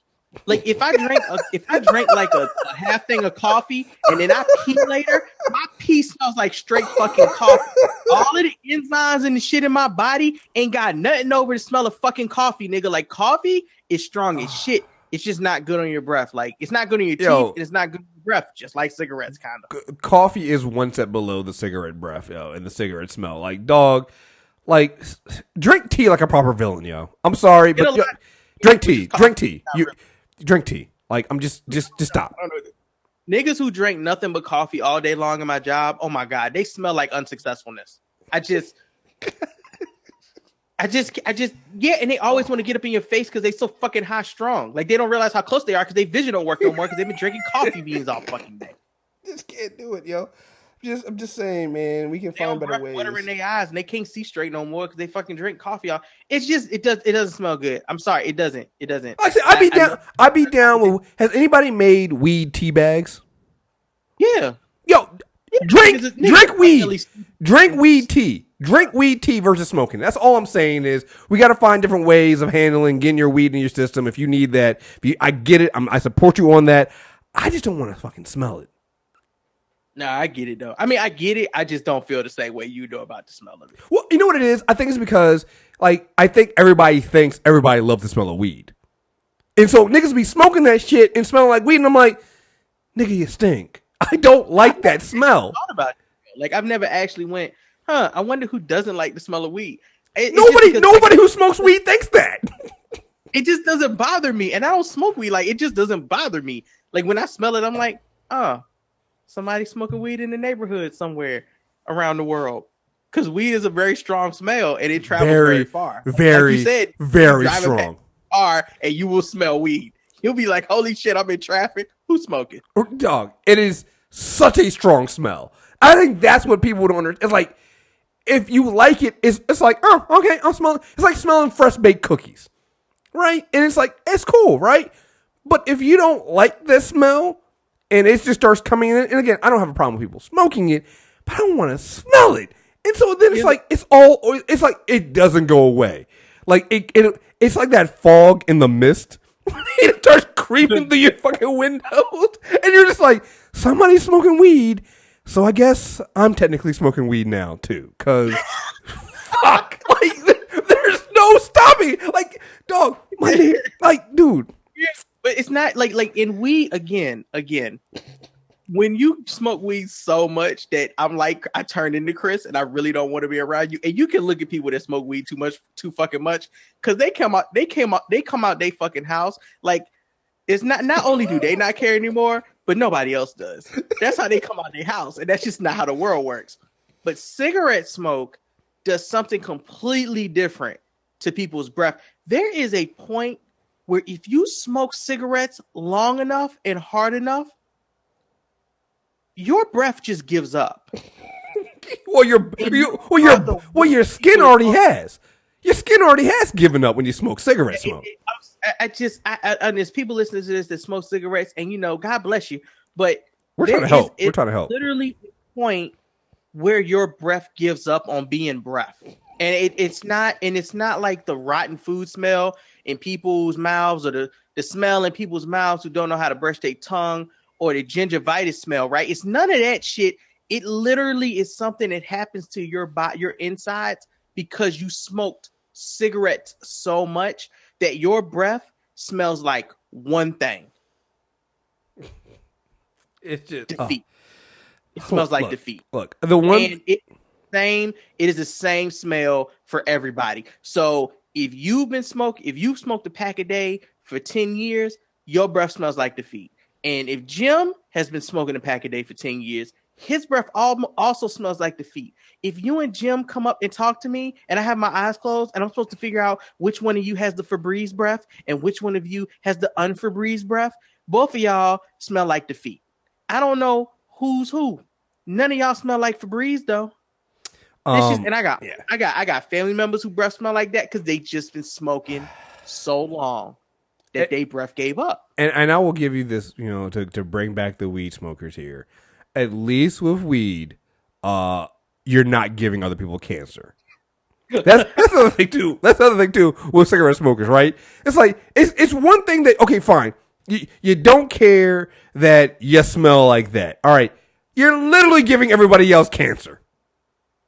Like, how fucking rude and how much of an asshole do you have to be like, you know what? Look at the kids over here.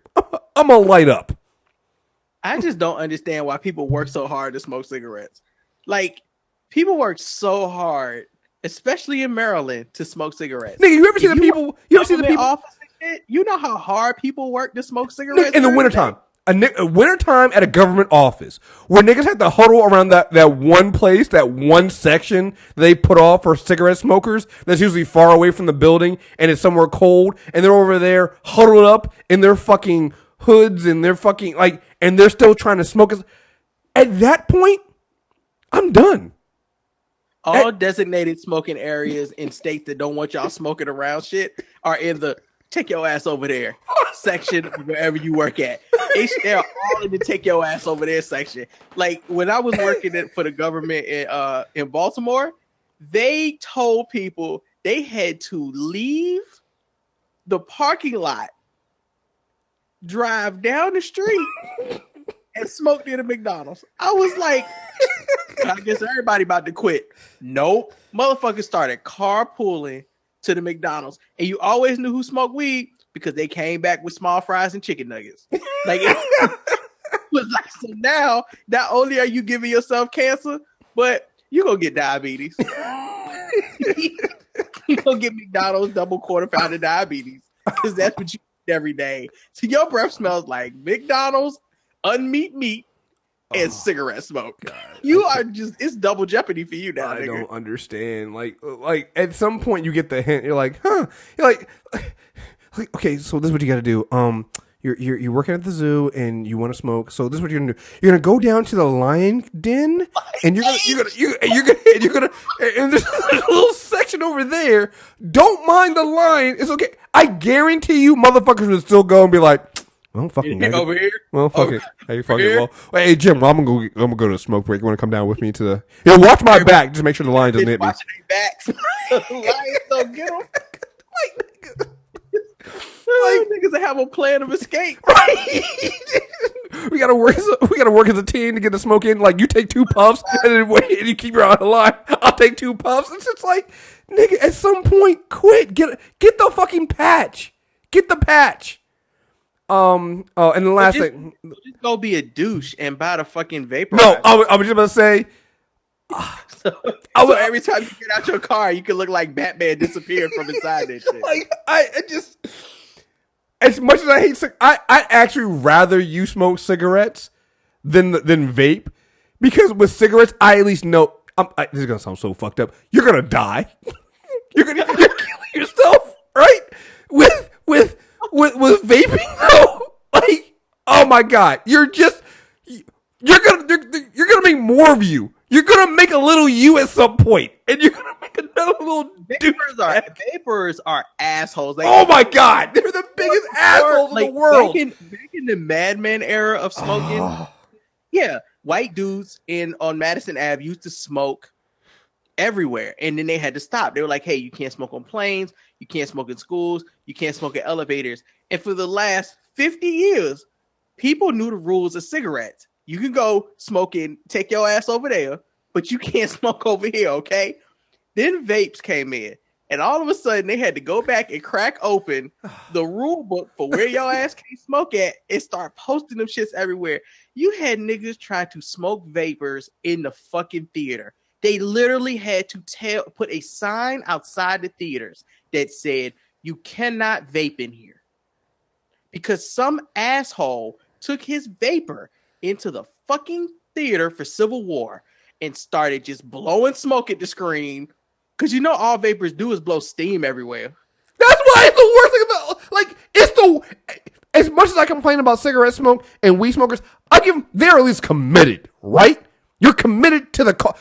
What are you doing as a vapor? You're a poser. You're literally posing as, you remember as a kid, they used to have those fake cigarettes, the cigarette candy? Yeah, candy joints. That's literally what it is. You're paying to smoke candy cigarettes. Like, what is going on here? What is love it. Like every time I see a vapor get out the car, there is always a cloud of deception. They all look the same. Every vapor looks like big ass movie stars. Yeah. The ones who, rented a car for that weekend, but they don't have that money. It's just like, oh my God, fucking vapors. I'm not trying to create a sexist, a misogynistic atmosphere or a sexist atmosphere towards men, but every dude that I see get out of a car that has been vaping, he riding passenger side. His girl be driving. So while his girl is driving, he is in the car blowing smoke everywhere. With the seat all the way back. All the way. The seat is all the way back. And the windows be up. And you can and when you look at her face, you can tell she's got the why am I even with this motherfucker? Look at her face. Is the dick worth it face? Right now I smell like strawberry kiwi mist, and I don't know if that's not what I came out of the house to smell like. The woman that's driving always looks like she's trying to calculate. She's like,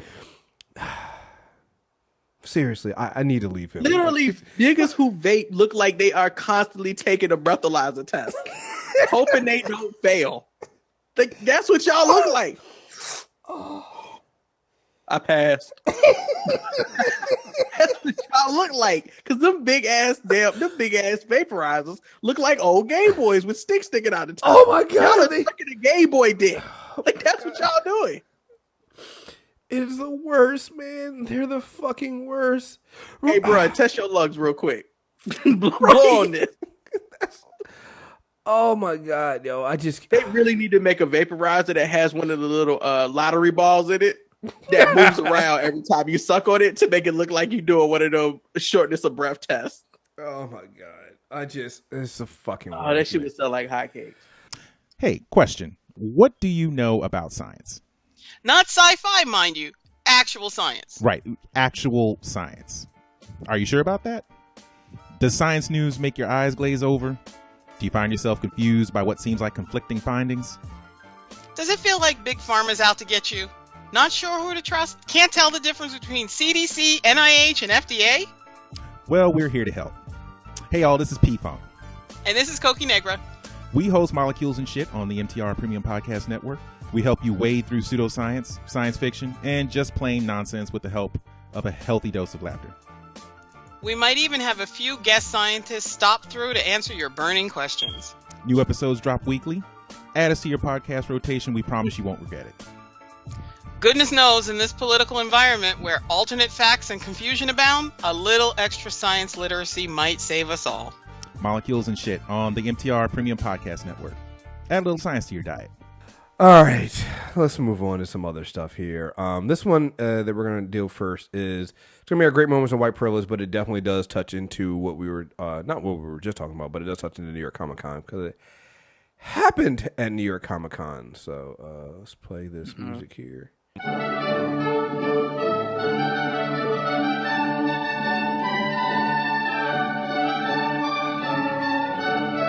So great moments in white privilege here, and this is something I'm going to write an article about this later on and talk more about it later on. I actually pulled this out and put this into a YouTube clip here because it needs to be said.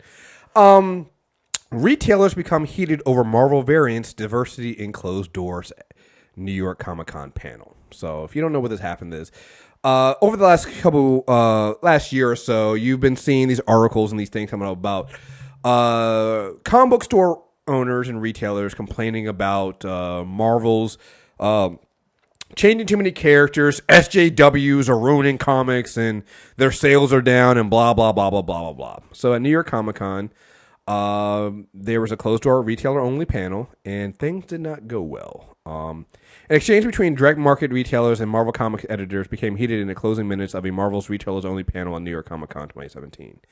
Marvel executive, let's see, we should go here. One of the retailers fielded a question about an uptet retailer, and he was complaining about a Marvel lenticular variants not selling well in his store, and the retailer eventually cut Nick Lowe, one of the editors, off and expresses distaste for Marvel's recent trend of replacing and altering existing characters.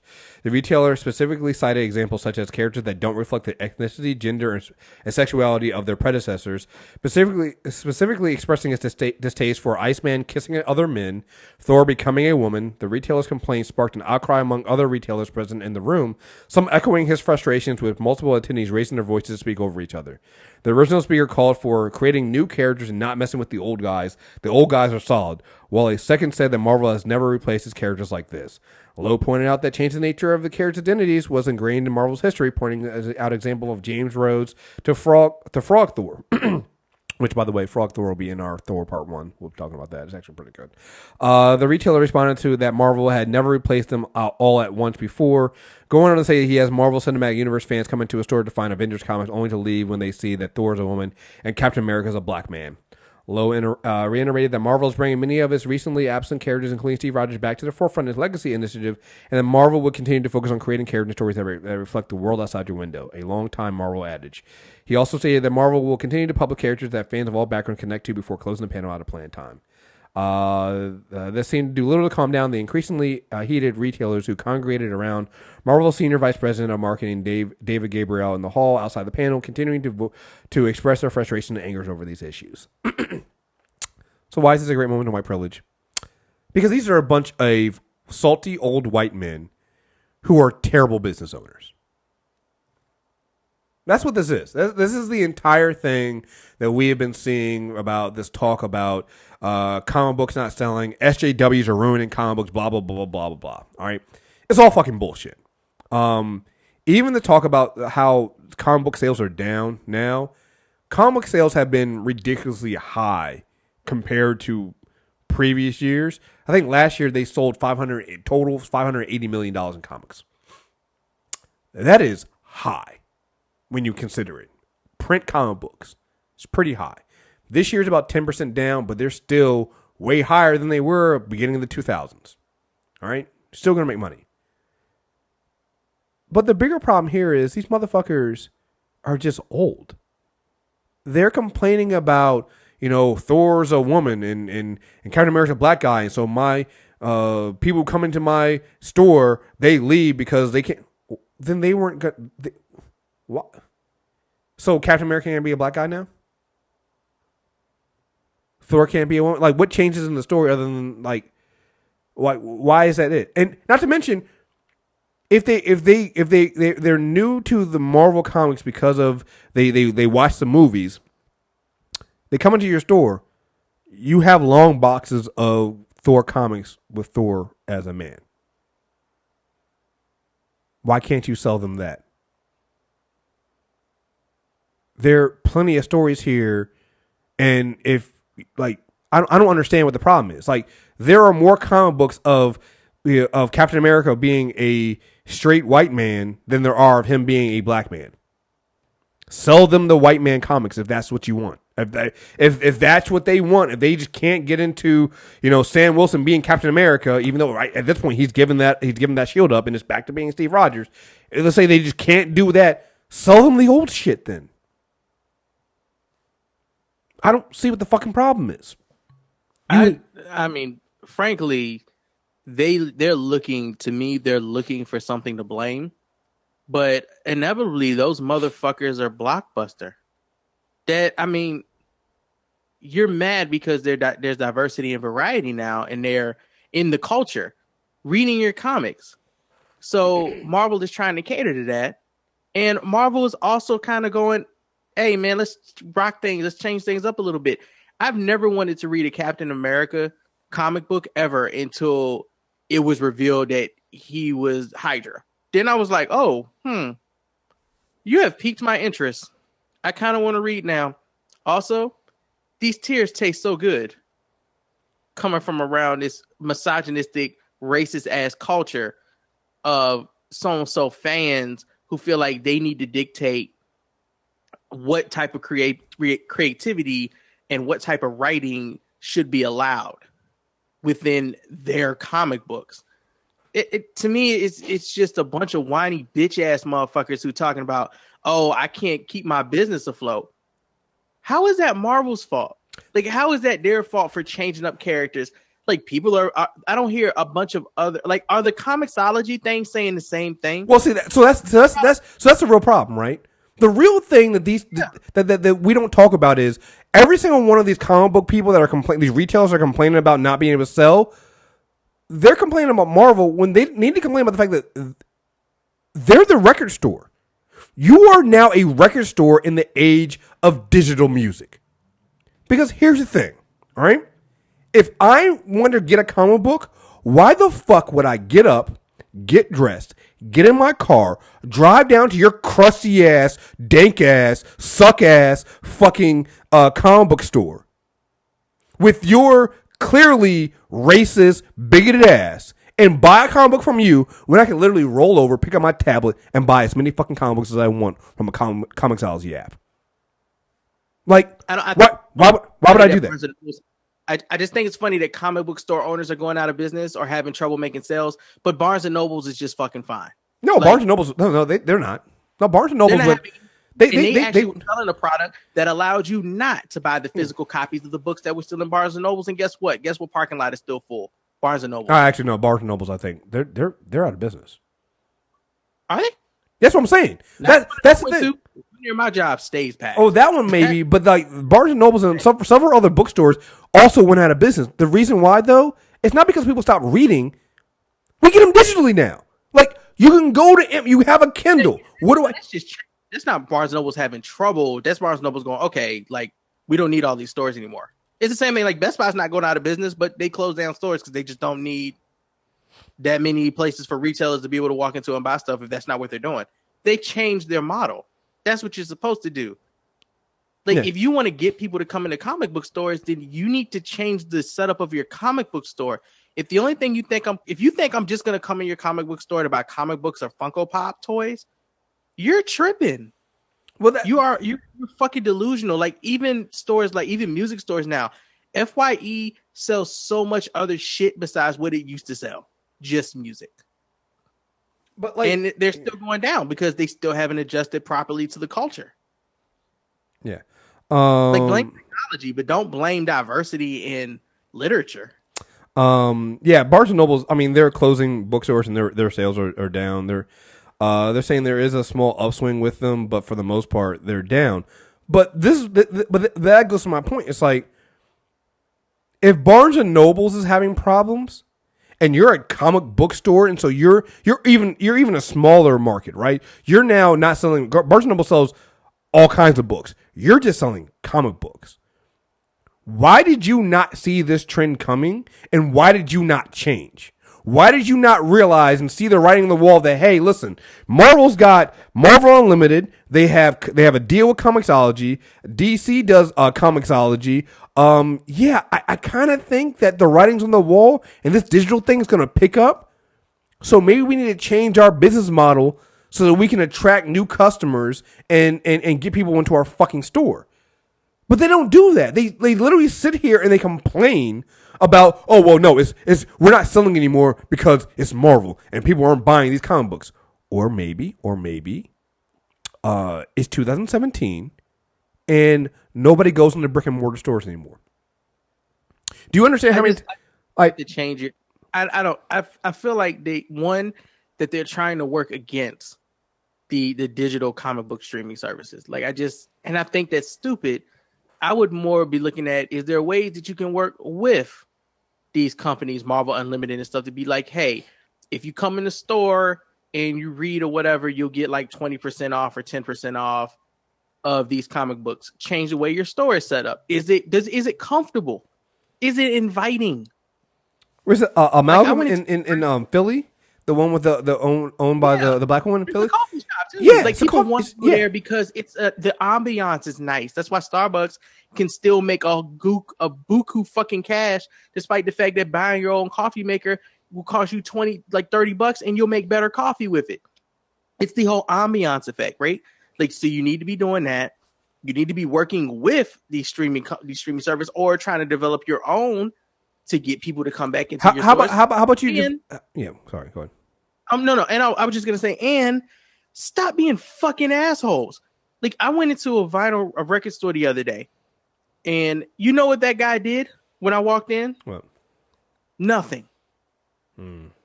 It was very easy to walk the fuck out. It wasn't inviting. It didn't smell good.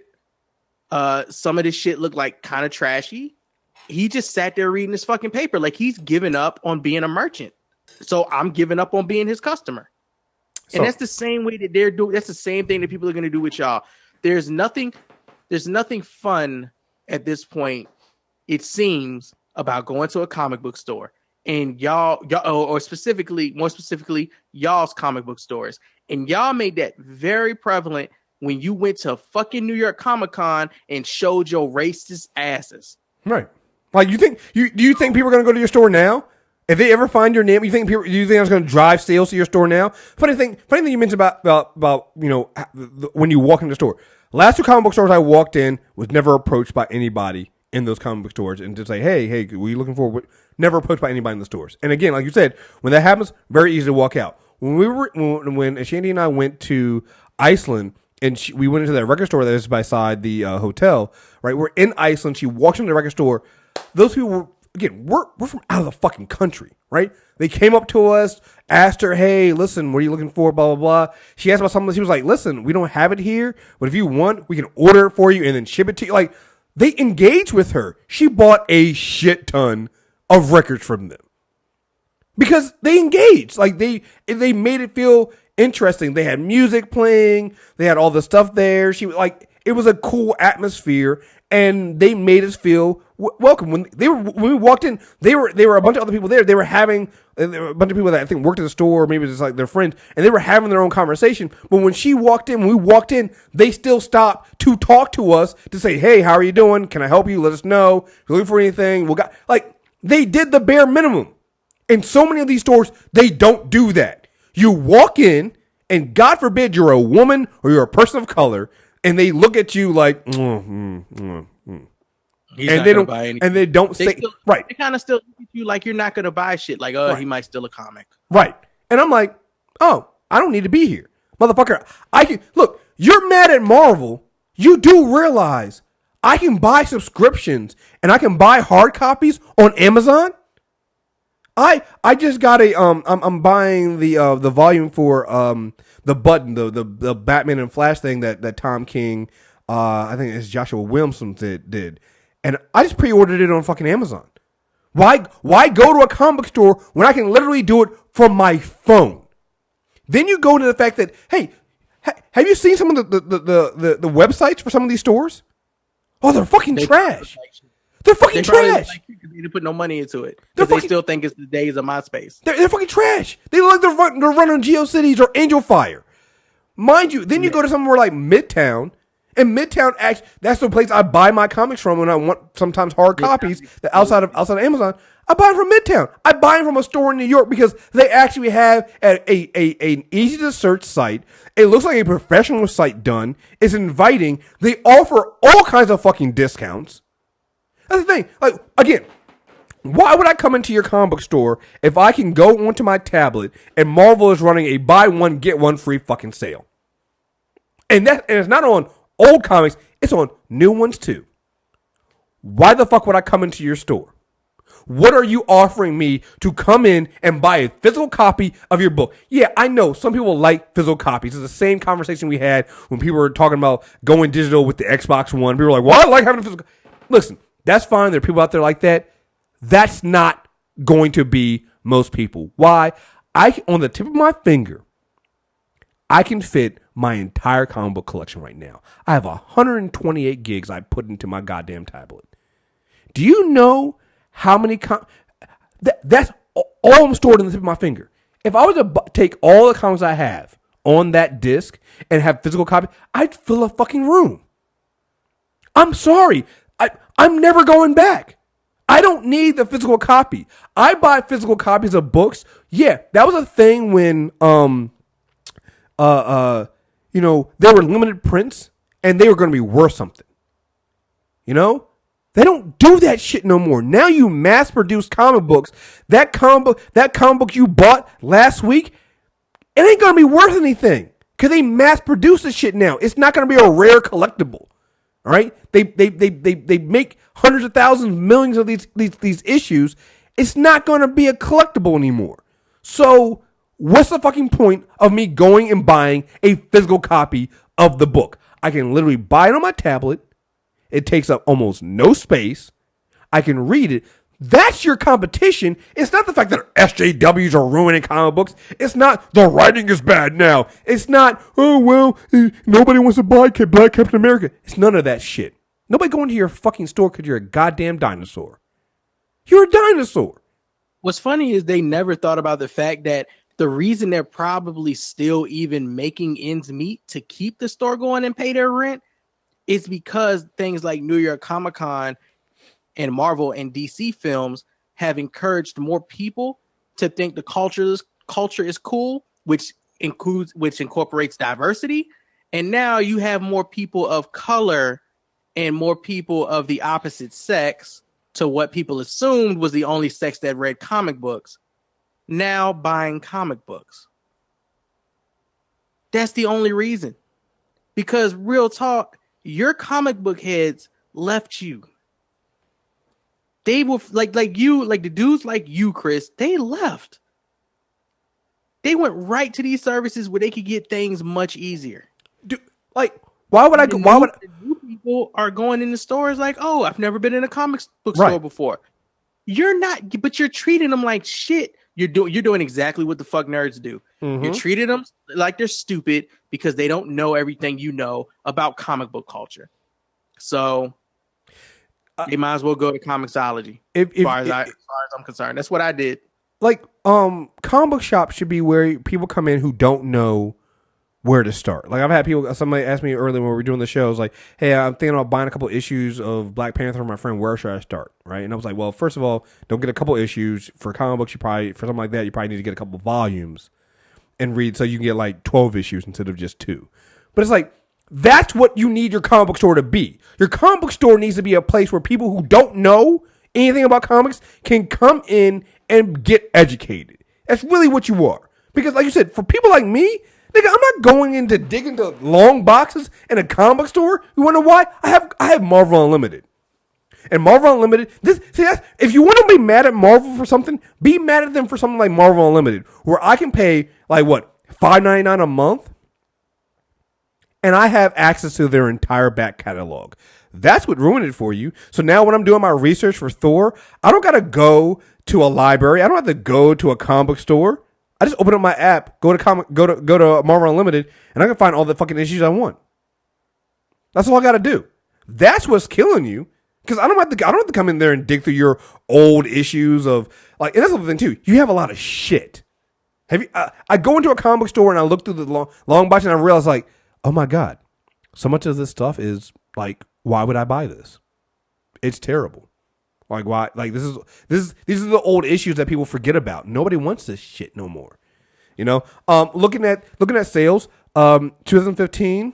Overall American dollar sales for comics, graphic novels, and magazines for the year, $579 million. That was 2015. 2016, $580 million. All right. 2017, we are at right now through September, just under $400 million. You guys are selling a shit ton of stuff. Let's see what they were in 2000, right? Let's do a little in 2000. In 2000, it was $209 million. You guys are like, shit is selling. It's there. You know what's not selling? Things at your store. Your store isn't selling because you guys are a bunch of racist, sexist, bigoted jackasses that nobody gives a fuck about. That's what's not selling. You're catering to a bunch of racist people who never really read the comics to begin with. That's the problem. People are like, oh, well, you know, SJWs are ruining the comic books. Blah, blah, blah, blah. Motherfucker, the number one selling comic book of all time is X-Men #1. Sold 7 million copies. 7 million copies of one comic book. That is the X-Men. The X-Men are about as SJW as you can fucking get. So when people tell me SJWs are ruining comic books, SJWs are the only reason why comic books fucking exist. The only reason why comic books ever exist. The best stories in comic books are SJW stuff, which is just, by the way, using SJW as a pejorative. It's just like that just tells me you're a fucking idiot to begin with. Social justice warrior. Ooh. Yeah, you know what? You know who was a social justice warrior? Fucking MLK. MLK was. He was a social justice warrior. So, like, no, it's a like when and I'm not even in the culture like the comic book culture like that.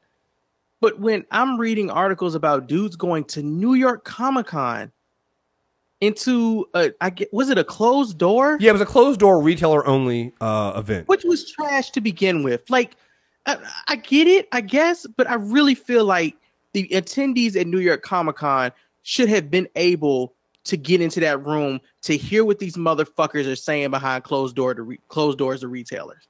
I mean, and it got out. Right. Thank God, like the coverage got out.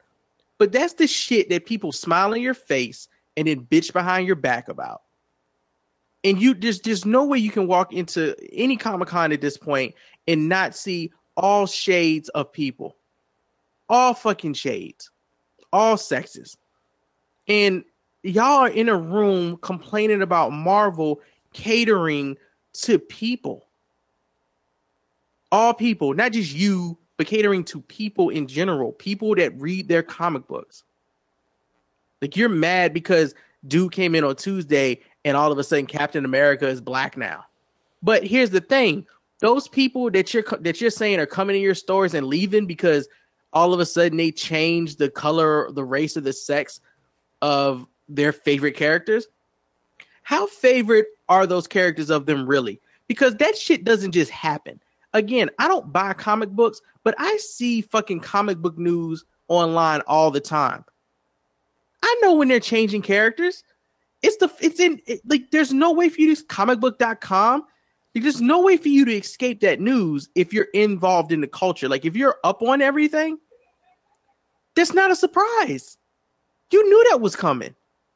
Are you telling me that diehard Captain American fans walked into that store and were like, "Oh my God"?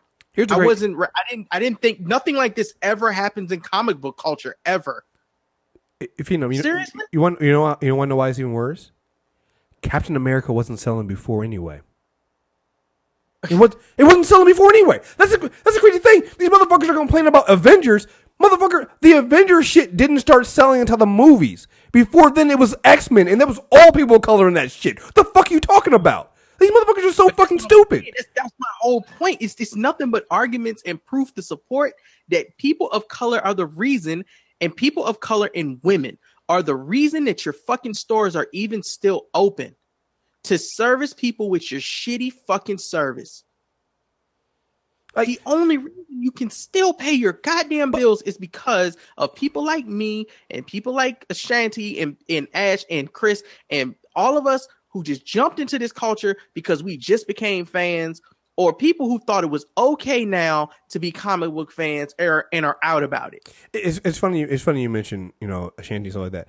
I got her some issues of Black Panther to read and stuff like that. But you know what? I wouldn't have got them myself for her. But I would never send her to a comic book store to do it because I don't trust a comic book store to be inviting enough for her to go into. And it's like that's the crazy thing. It's not even on some, well, she's just a woman and she can't do it. No, it's because I don't trust you assholes to make it an inviting enough thing. Because I see how you treat me. And I know. So if you don't treat me why would I send somebody that I'm trying to get into the culture and I'm trying to get into reading some of this stuff?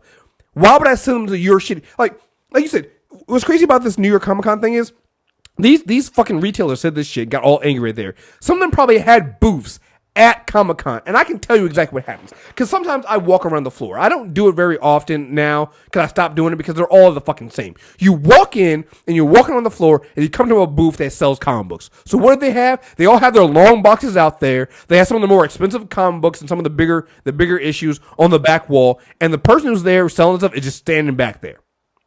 They don't say anything to you. They don't invite you over. They don't have any kind of deal really going on to try to invite you to try to get you to buy anything. They just stand there with their long boxes out there and they just expect you to do that. But there's like 6 other retailers with the same exact thing. You are all in the one place. You're like, oh, well, I'm not selling my stuff at Comic-Con. Well, geez, motherfucker, I wonder why. There's a guy literally right across from you selling the same exact shit and doing the same exact thing. You're not doing anything to invite anybody over. You're not running any fucking deals. There's nothing really going on there. Like, why are you there? Oh, well, you can buy the latest issue of Black Panther. It's like, motherfucker, I can do that online. I can do that anywhere.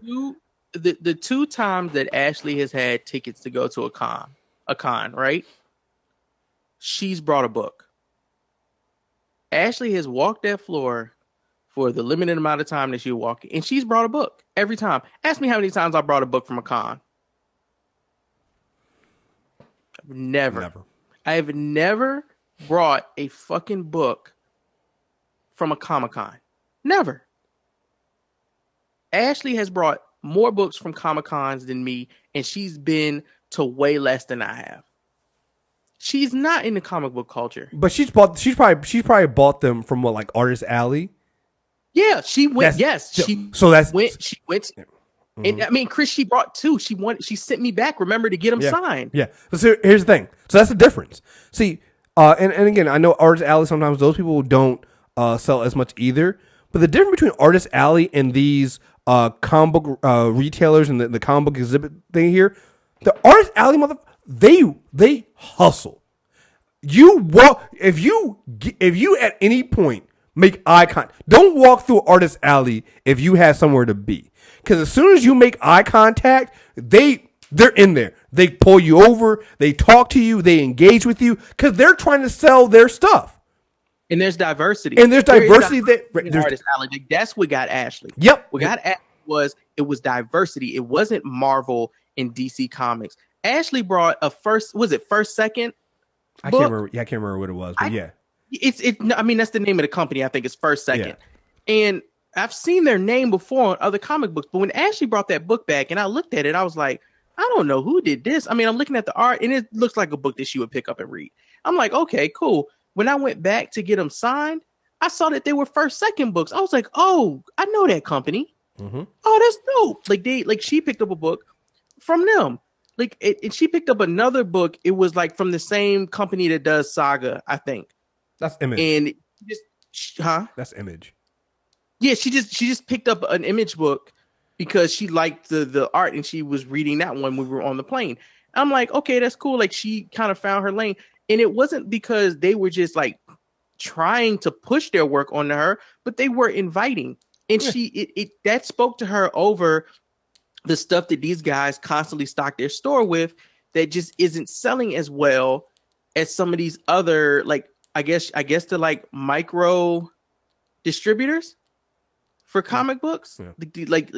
I guess they're getting bigger now, but I'm not sure the names that you don't really hear of. But then when you go out and you look at comic book lists, because I read comic book lists online every once in a while when I'm looking for something different to read. Mm-hmm. And I always see like these different books or these different distributors that I've never heard of. And I'm like, oh, I might go check that out. I might pick that up for $2 on Comixology because it's so easy. They don't do any of that stuff. I think Ashanti picked up some artwork from the guys who did Tuskegee Airs, the doctor. She interviewed them, and they were at New York Comic Con. She brought back the artwork, and I was like, wait a minute, I know that. Matter of fact, her sister had picked up the same artwork a couple years ago at fucking Awesome Con, like last year's Awesome Con, from the same guys, and that's how like. So it's like, right. I mean, it's diversity. They push their stuff versus you go to these white guys who are running. And again, it's not even like the big distributors themselves. You go to a DC, Marvel, or Image booth, even their people are inviting you in. They're like, hey, check this out. Hey, can I help you? Like they're working the booth. You go to these comic book store booths though, the comic book store exhibitors, nothing. They just put their stuff up. They just sit back there. Sometimes you can even hear them being disgusted by the people that they're trying to sell to. So it's like, why would I ever buy anything from you? And then you said, I don't know. And then I don't. The only book, and I just thought about it. I said I've never brought no book from a Comic Con. I haven't ever brought one. But the guy we interviewed that wrote the novel a couple of years ago. Oh yeah, I know you're talking about. Yeah, I have his book on my desk at work, signed copy. Yeah. It is the only book that I have. It is the only book physically that I have read in probably the last 5 years outside of Wonder. Because I was on a plane and I was bored. And I didn't even have a physical copy of Wonder. I read that on my tablet. So it is the only physical book that I've read in years. And that was because we interviewed him. I got a signed copy from him. And I was like, you know what? I like the interview he did. I like the way he handled himself in Artist Alley. I'm going to read this book. And I read that big ass book. And it sits on my desk at work. Not because I didn't read it, but because I'm proud, like I feel I liked it that much. I was like, I really like this book. And, you know, I hope when people come to my desk, they see it and they ask me about it so I can tell them where to get a copy from. Right. I mean, and that's how it works. That's how art. But instead, you get all these. Like there was a big deal about one of these comic book retailers.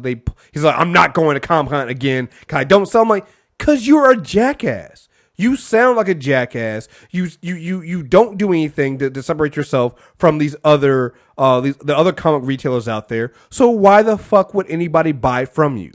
Why would I come around and pay for things I can buy somewhere else? Huh? You even jack up your fucking prices on some of this shit. I can go to eBay. Some of their graded, like the older stuff too that I sometimes buy. I'll go around, look at the stuff. I'll go on eBay and be like, oh, I can get $100 cheaper on eBay. Why would I buy it from you? Why? Why would I? It doesn't make any sense. Like you have guys set up, well, we buy and sell comic books here at Comic-Con. That's not the place for. That's not what you do at the Comic-Con. That's the dumbest thing I've ever heard in my life. Who's coming to Comic-Con bringing comics to sell? That's not already set up in a booth. Like, come on, man. That doesn't make any fucking sense. You guys are terrible businessmen, and you're taking it out on Marvel and everybody else when you don't realize that it's you. You're the fucking problem. You're a dinosaur. You haven't changed. You're the guy still trying to sell fucking CDs in 2017. And I'm like, motherfucker, you ain't never heard of Apple? You ain't never heard of streaming? Like, we off that shit now. We off that shit. There could be a point where physical comic books come back into popularity the same way vinyls did for the whole nostalgic feel, and maybe for even for quality. Mm-hmm. But I think that it takes a little bit more than just that. See, the push for vinyls to come back due to sound quality and nostalgia came from people constantly hearing vinyls in other places, right? The technology got better to play them, which made it more convenient to hear them places, which made it more convenient to play them places, which made more people decide, maybe I want a vinyl player. Oh, I'll start buying vinyls. And it also, it I think Mike talked about it on our podcast. It was like the weight of it, like the weight of having one, and the actual artwork on album covers being in 12 by 12 on a vinyl, like that shit entices people. And that same thing could happen with comic books, man. Like artists and illustrators are still doing hella good work out here. People will read things digitally and decide, you know what? I want to have that book in my house. Mm-hmm. Or I want a poster of that. Or I want to be able to pass that down to my kid and have that be like the first thing they hold and read. Even in the age of digital tech, there is still something to weight and like the art of it and the feel. There's just something to it. Maybe you don't always have Wi-Fi. Sometimes it is nice to pull a book out of your bag and just sit down and read it for people. There are people still built like that. There will always be people still built like that. You're not catering to them either. Okay? Because you just can't get over your own asses. Yeah. You can't see shit for shit. And that's your fault. It's not Marvel's fault, man. Like, yeah, you either care about your business or you don't. And what you really only care about is your own fucking egos and your feel from childhood being lost in this new digital tech age of comic culture. Well, a lot of these comic book stores, they open up just like people that open up restaurants. Oh, I like comic books. I'm going to open a comic store. Like, whoa, dude, you need to have a business. You need to have a business plan. You need to track trends. You need to track marketability. You need to see, hell, half your comic book stores are in shitty locations. That's probably half the reason why people don't go to them. There's no parking. It's like, I went to this one comic book store. I'm like, this place is out in the middle of fucking nowhere. And it's fucking, there's no parking. I'm like, yo, why would I ever come back to the store? It's a fucking pain to get here. How do I get in here? Right. It's a pain to fucking get in here. Why would I ever do this again? Right? So it's like, if you're not treating your comic book store like that, and it's just like a hobby that you try to make money off of, motherfucker, you're never going to go anywhere with it. You're never going to go anywhere with it. You're right about the business too. Like there's a reason that companies have like production managers and purchasers. Like if you don't know what comics you should be stocking because you're just so obsessed with the shit you grew up on. That's the thing that kills me, right? Yeah, you're not gonna fucking sell, dude. That's the thing that kills me. They're like, oh, well, Marvel's not selling anymore. All right, fine. Fuck. First of all, it's a lie. Like, the Marvel Legacy stuff, the Marvel Legacy one apparently was the highest selling comic book of this year. The entire first week of Marvel Legacy comic books that came out this week all sold out and went to second print. So let's just kill that idea that this stuff isn't selling, because apparently it does fucking sell. All right.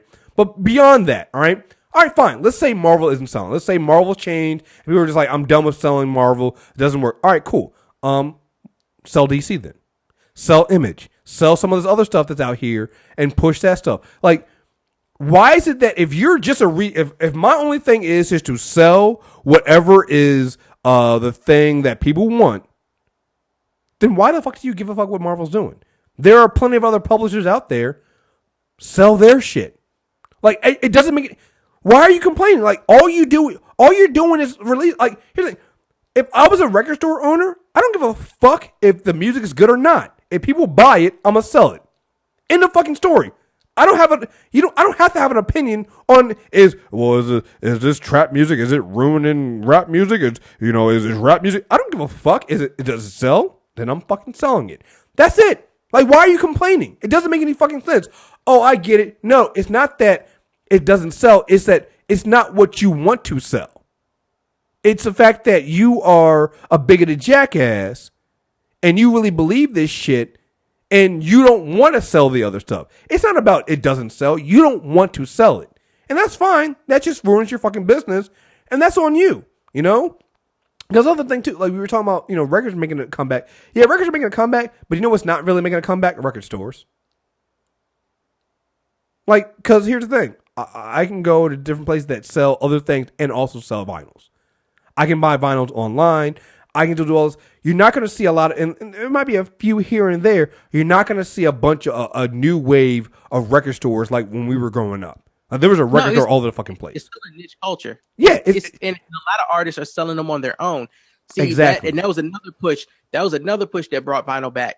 Was all these artists that were touring? Mm-hmm. They're not selling CDs. They're selling vinyls. Mm-hmm. They sell vinyls and they sell hoodies and shirts. That's it.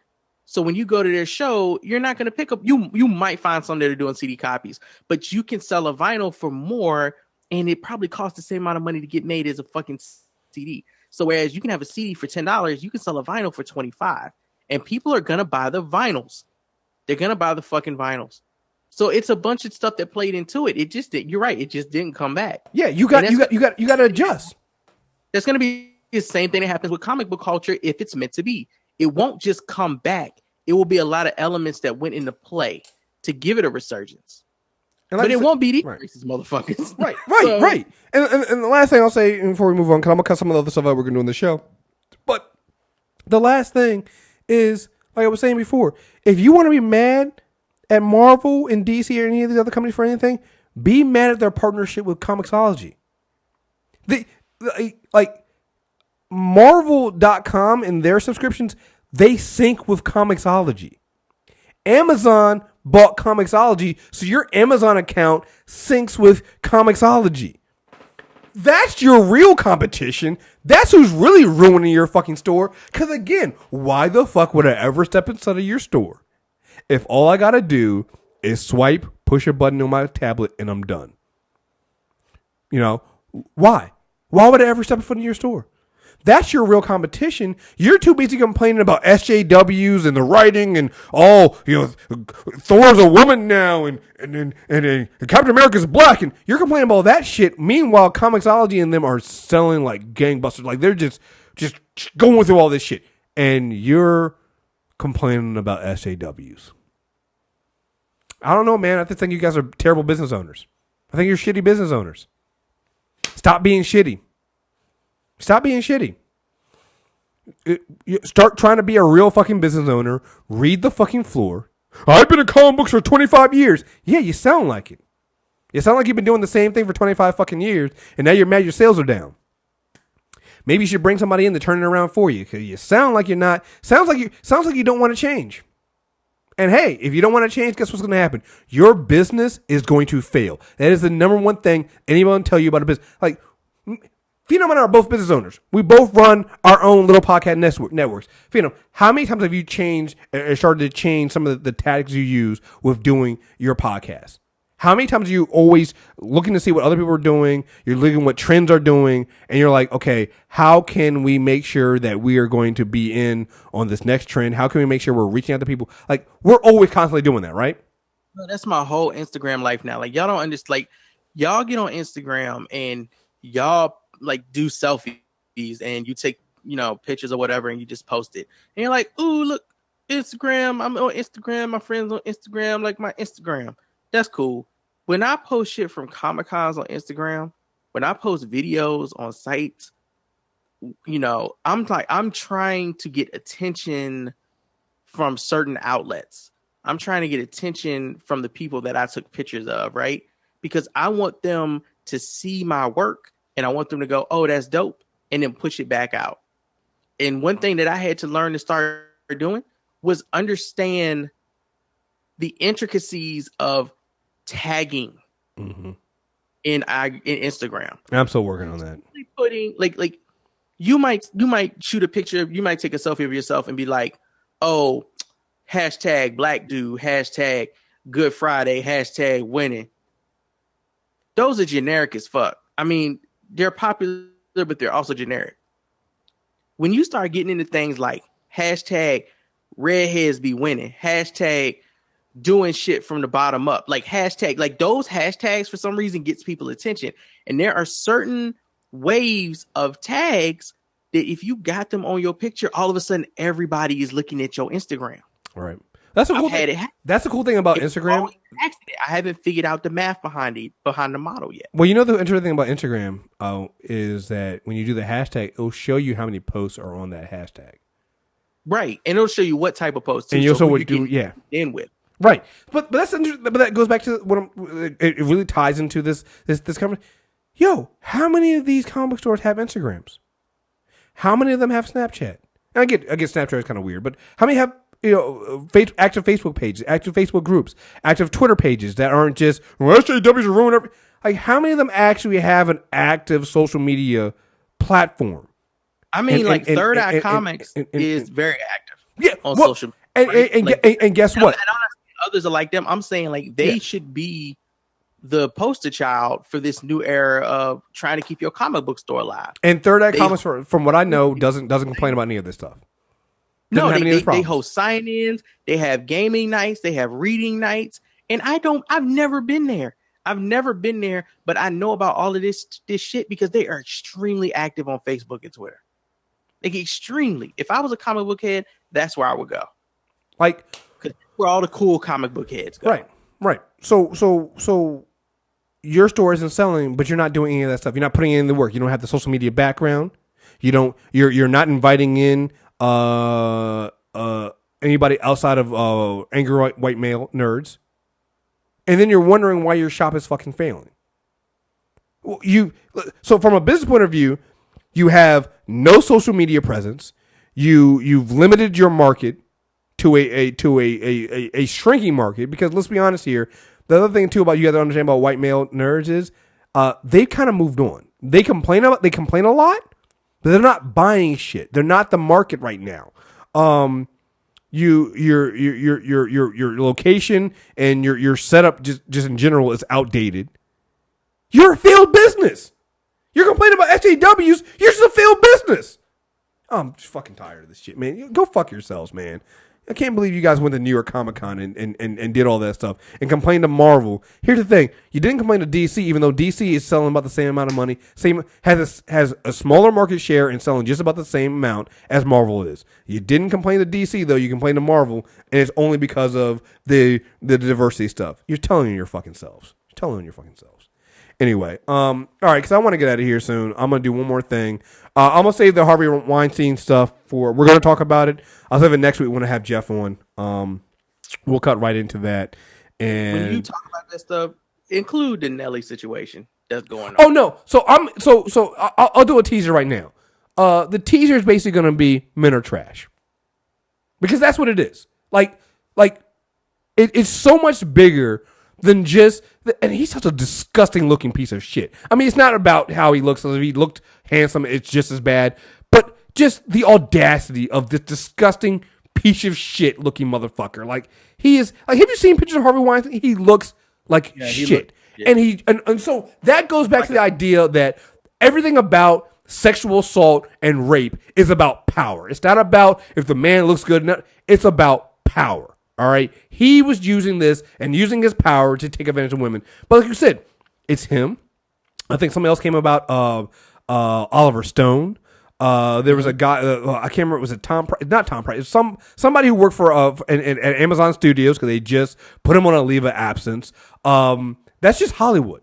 Then you get things like you just mentioned, Nelly raping women on a tour bus. Like the Nelly situation just got updated because the girl now says she doesn't want to testify and she wants the charges to be dropped. So of course it went from, oh, she a lying ass gold digging ass bitch to, oh, look, y'all, see, she was a lying ass gold digging ass bitch. That's where it's gonna go. It'll never work in the favor of victims, whether she be a victim or not. At this point, it doesn't matter.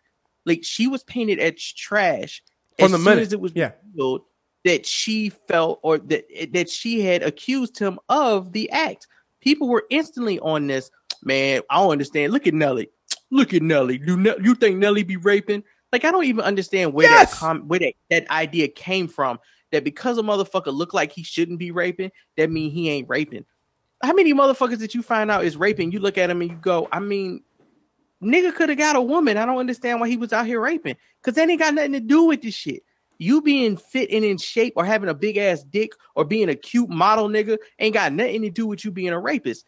Rape is about fucking power. It's always been about fucking power. Sexual power, just control, period. Harvey Weinstein and them, it's fun. I don't want to say it's funny. It's interesting to listen to the stories come from all these different women about how he tried to touch them or molest them. Bruh. Rape. Did you hear? All different. They're all different stories, different tactics for different personalities of women that he changed up for. But I think my favorite, and I mean favorite is in most fucked up one that I hear, is rape is about power. These dudes go complete opposite and they play this weak, pitiful, pathetic person to try to get in a woman's pants. Oh, can I lay my head on your lap? Could you give me a bald head massage? I just feel like I'm not pleasing my wife anymore, and home is hard, and this Hollywood life is just getting to me, and I'm sad. And somehow that turns into, can I eat your pussy? Dog, like you said, favorite is the wrong word. Or the most audacious one that I saw was the one where apparently he jerked off in front of somebody to completion. He basically, like, what the fuck? He literally, this woman he jerked off in front of her. Like, the audacity of this. Going back to the Nelly thing, though, like again, didn't want to get too much into this, but, like, I remember when it first got announced, and I think it was, you posted, I don't know if it was in a group or somewhere, you posted a thing about somebody came out and said, well, I don't believe her. And I'm like, it was the comment under the article. It was literally the first fucking set of comments. First set of comments was like, I don't believe it, blah, blah, blah, blah. And then, like you said, people start with, like, they already made up their mind. The minute that it comes up, it's, I don't believe the woman. And so if you are a rape victim and you hear that, you just saying, because she went to the cops immediately. This wasn't she waited or anything. She went to the cops immediately to report it. And people are already on we don't believe her, stand with Nelly, blah, blah, blah, blah. If you're a rape victim and you see that, why would you want to move forward? Because at this point, you are already catching heat and people already don't believe you and you did what you're supposed to fucking do. So why would you want to continue that? Because you know it's going to be dragged out. You know that his lawyers are going to paint you and make you seem like you're the one on trial. Why would you want to move forward? I'd do the same thing. I'd be like on some, I don't want to move forward with it. I'm done. Because why would you ever want to put, like, people always say and treat rape victims like they're on some come up. Like, oh, well, they just want to do it for the money. It ain't worth it. In the history of rape victims, there has never been a rape victim that has come up off of the rape. Oh, yeah, you know what? You know, if it wasn't for, my success today is due to that rape case I went forward with. And that's how they always talk about, when you hear a rape victim talk, they always talk about surviving and how they have survived since that point. It's not about, coming up. It's not about, making a life out of it. It's Rose McGowan, right? She's the one that's been really going ham on this Harvey Weinstein thing. Like, that affected her career. Her coming forward affected her career before. Like, now, maybe in people hearing and more women coming forward to back her on this and strengthen numbers will help. But at that point, when she first reported, her career got tanked. Like, there's no benefit for coming forward as a rape victim. Even when you get justice, you still kind of get blacklisted. There is, in the history of rape victims, nobody has ever proven or shown that a rape victim has just done it for the money and done it for the fame. There's no famous rape victim out there who's famous for being a rape victim. There's famous women out there who have been rape victims and you don't know that they've been rape victims because they keep it in silence because they know that, unfortunately, our society treats rape victims like shit. And we treat their rapists with some form of, a prestige. People go, well, I don't understand why people didn't come forward. Like, look at our history. Harvey Weinstein, Bill Cosby, fucking Donald Trump became fucking president off of that shit. All right. You got Roman Polanski still making fucking movies. You got, matter of fact, I just heard that, I don't know if it wasn't Amazon, it was some other studio. They just canceled the red carpet premiere for Woody Allen's next film. Why would anybody think that coming forward would do any good? These are all. While you're going through all of this, I'm reading Hollywood Reporter. This came out about Steven Seagal making some woman perform lines in front of him while he walked a silk Komodo at his house. Everyone. Ben Affleck came out to condemn Harvey Weinstein. People were like, "Well, your brother," and then talk about him came out. It's like, dude, which he apologized for later. Yeah, he apologized for it later, but it's just like, like you men are trash. Like that's the preview. Was tripping, dog. Yeah. Jason Momoa, that rape shit I did, that was fun. Like that he literally, and I'm not sure if he was trying to be funny when he did this or if he even understood the reference. He literally quoted a line from Hollywood Shuffle. Mm-hmm. That's what the black dude with the Jerry curl said when they asked him to list his resume, and he was like, "I played a rapist once. That was fun." That's exactly. It wasn't supposed to be a good line. That was supposed to be an absurdly crude line. Like, who would say that? And then Jason Momoa said it in real life to real people. Yeah, I mean, this is the reality that we're having here, and I would like to say, and like I said, I'll get into more of this next week. I would like to say that something will change after this, but the history of how this works tells me it doesn't. Again, Bill Cosby was sexually assaulting women for decades. And that was a black guy. They went to the cops, and the cops were just like, fuck it. Right? Like, Harvey Weinstein's already talking about fighting his company being taken away, being fired from the company. He's already talking about, he made a joke to someone, I don't know if it was recently, about how he'll be back in a year. And here's the thing. out of everything he said, people got really upset about that. I was like, that might be the most truth he's probably fucking said. Because history tells me he's not wrong. Casey Affleck won an Oscar. Woody Allen still gets praise. Roman Polanski still gets praise. And nominated for an Oscar every year. He drops a movie. Roman Polanski raped a little. Like, it wasn't just, I hate to say, just raping a grown. He raped a little girl. This is not an allegation. He was convicted of raping a little girl. He admits to having sex with an underage girl. We know this. He ran away from country to get away from sentencing. He's been that way for decades now. People still make movies with him. He is a known child rapist. There's a whole allegation that came out about Bryan Singer.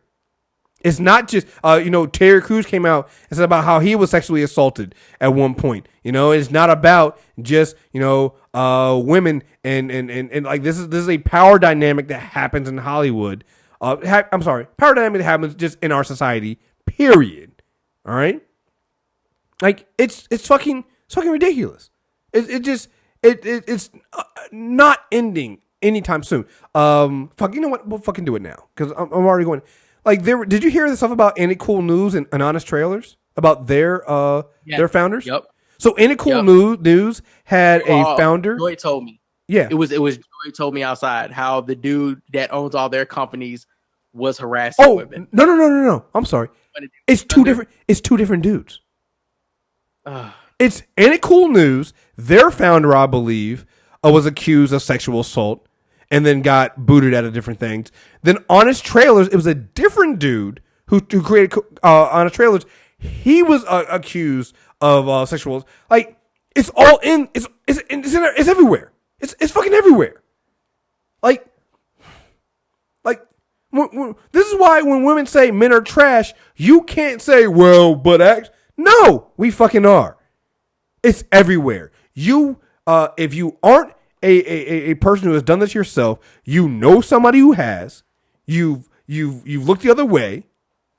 You've said, oh well, fuck it, you made it. Like, come on, motherfucking Mel Gibson made a comeback. Remember that when he did the film last year? What was it? What was the name of his film he did last year that got nominated for an Oscar? He did the war film with Andrew Garfield. I can't remember the name of it. It wasn't Heartbreak Ridge. It was something else. It was Hacksaw Ridge. Hacksaw Ridge. I think it was Hacksaw Ridge. Right? Good movie. But here's the thing.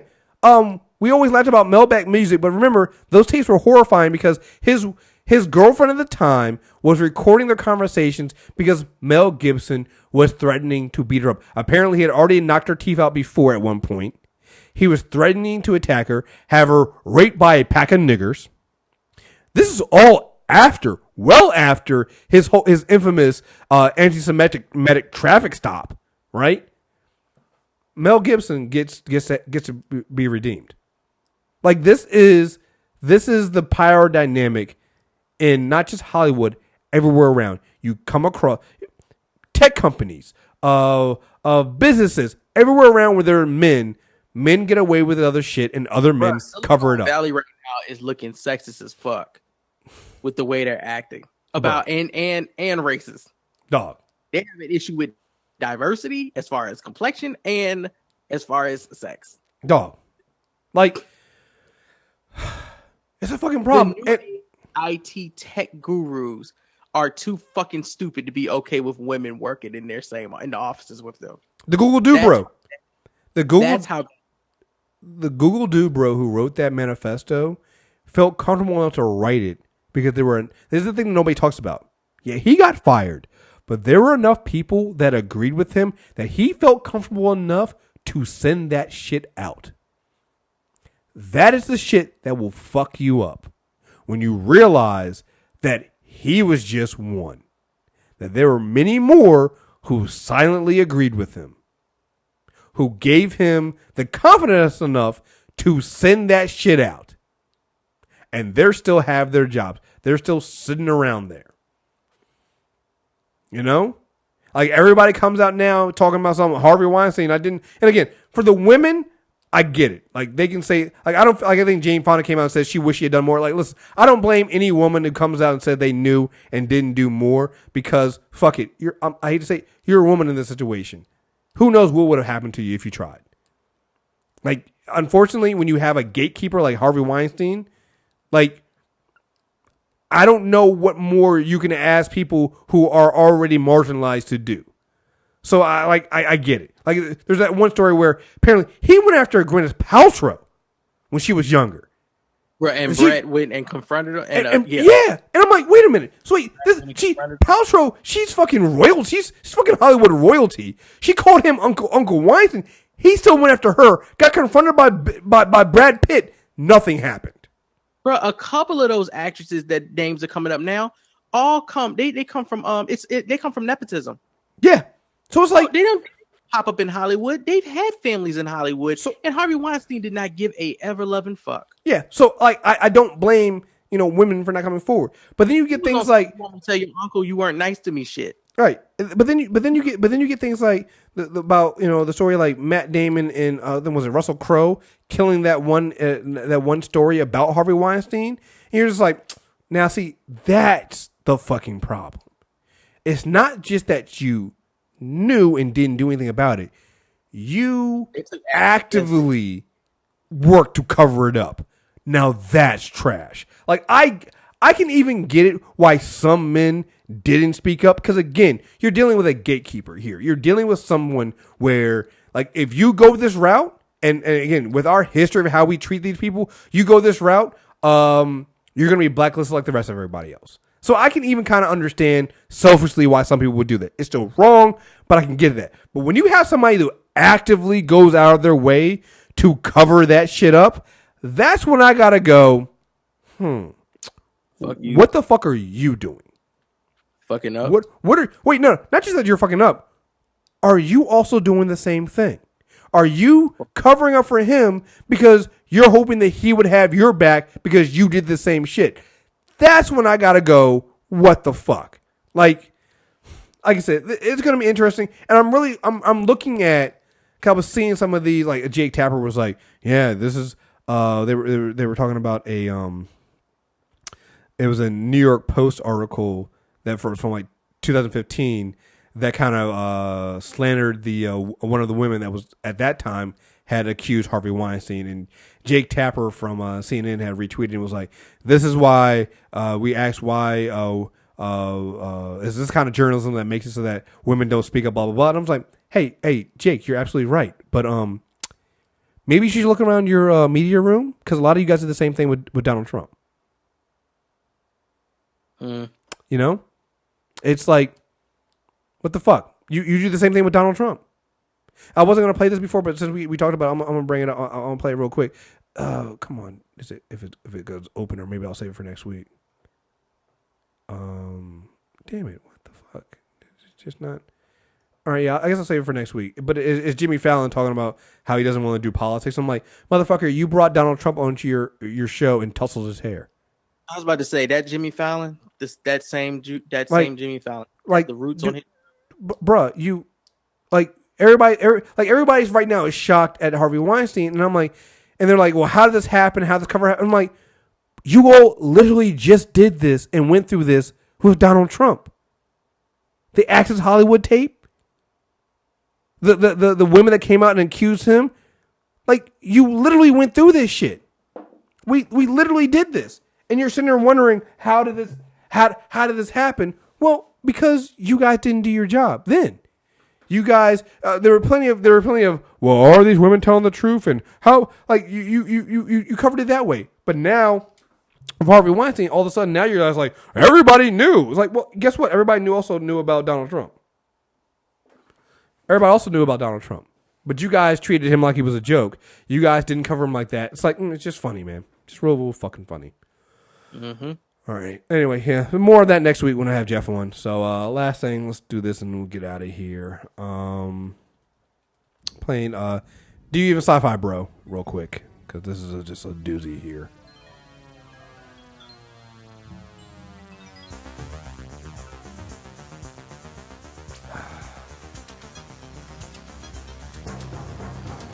All right, do you even sci-fi, bro?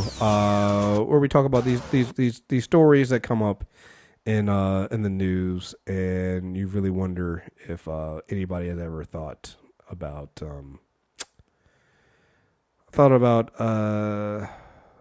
like what exactly are you thinking about doing? And this is one of the stories that I saw. Somebody posted this in the Facebook group, and I'm trying to see if they actually, yeah. So there's this show, OZY's next TV show, Third Rail with Oz, is launching on PBS this fall, and oh god damn it, why are they? It comes up with this thing, and we're shelving anything PC and blah blah blah blah blah blah. And so our question this week delves into race. Should we use robots as police officers to eliminate racial bias?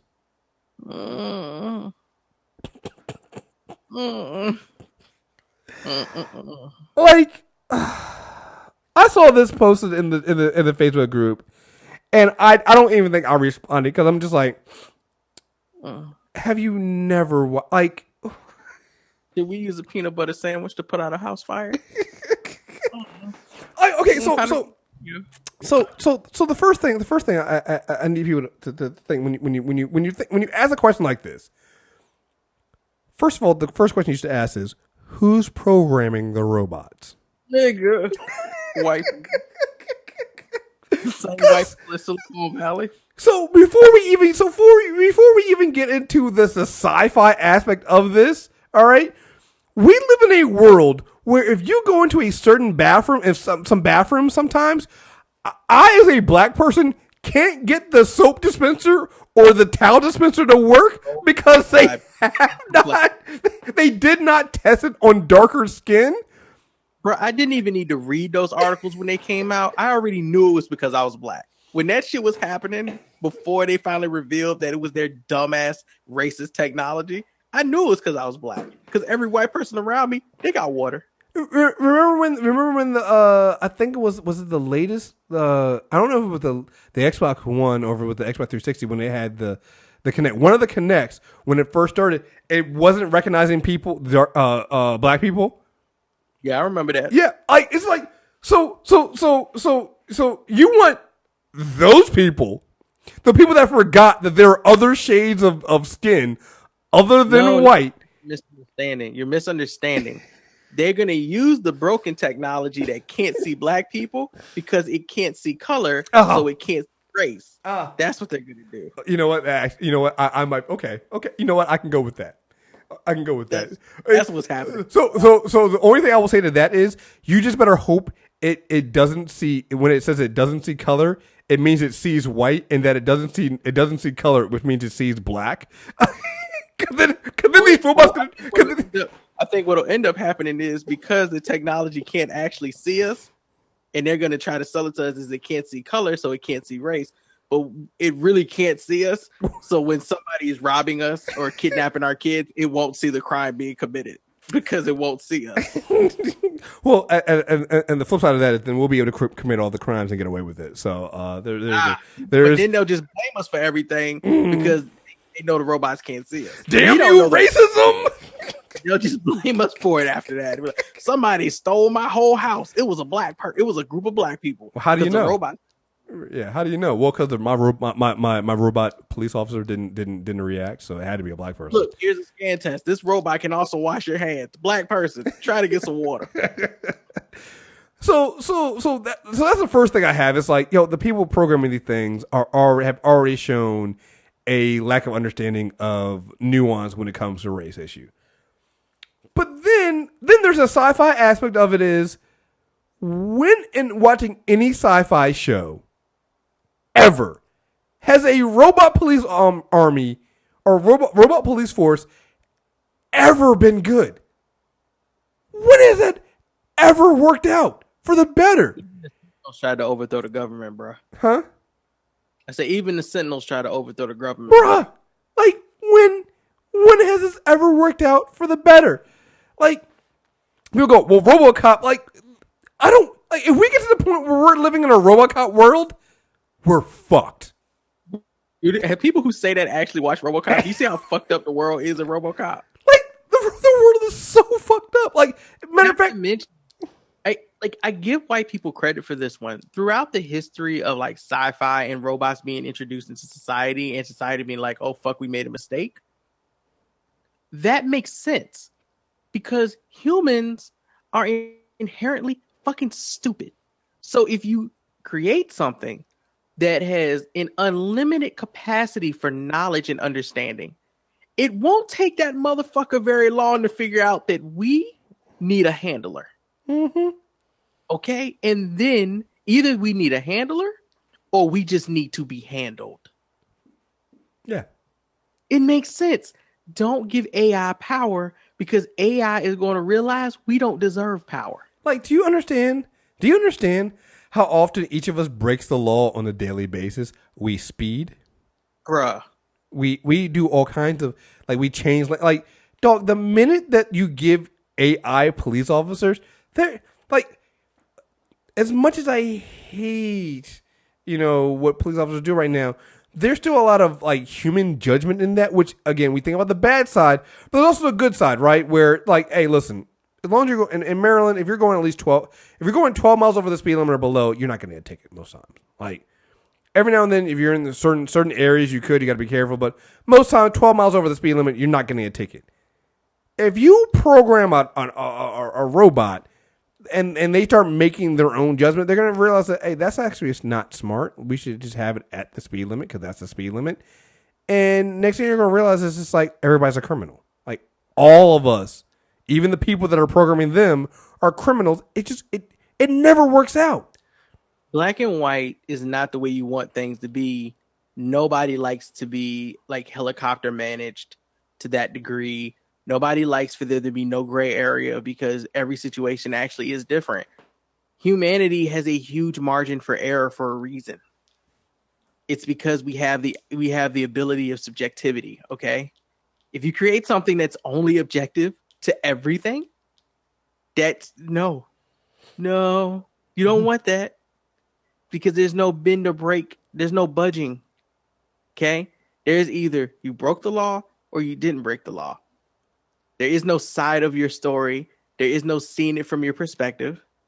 It is what it is. And nobody wants that. Nobody. God, can you imagine? That actually sadly is a part of the beauty of humanity, like consciousness, is the margin for infallibility. Like you can't just completely remove that, man. And then give these things power. Oh God. I mean, I guess it would eliminate the I fear for my life thing, but yeah, I don't think that it's gonna go the way people would think. Like I'm sorry. Can you imagine fucking robot police force during like a natural disaster and people are trying to get food, and so they're going to like a store and getting food out of a store that the people are calling looting. Can you imagine how that would be handled? Like it's just. Yeah, no, don't do this. This is a stupid idea. Stupid idea. Do not do this. I mean, come on. At this point, you got people talking about drones.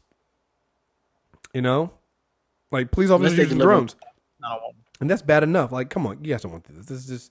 This ends poorly for everybody. All right, so, all right. Time to get out of here.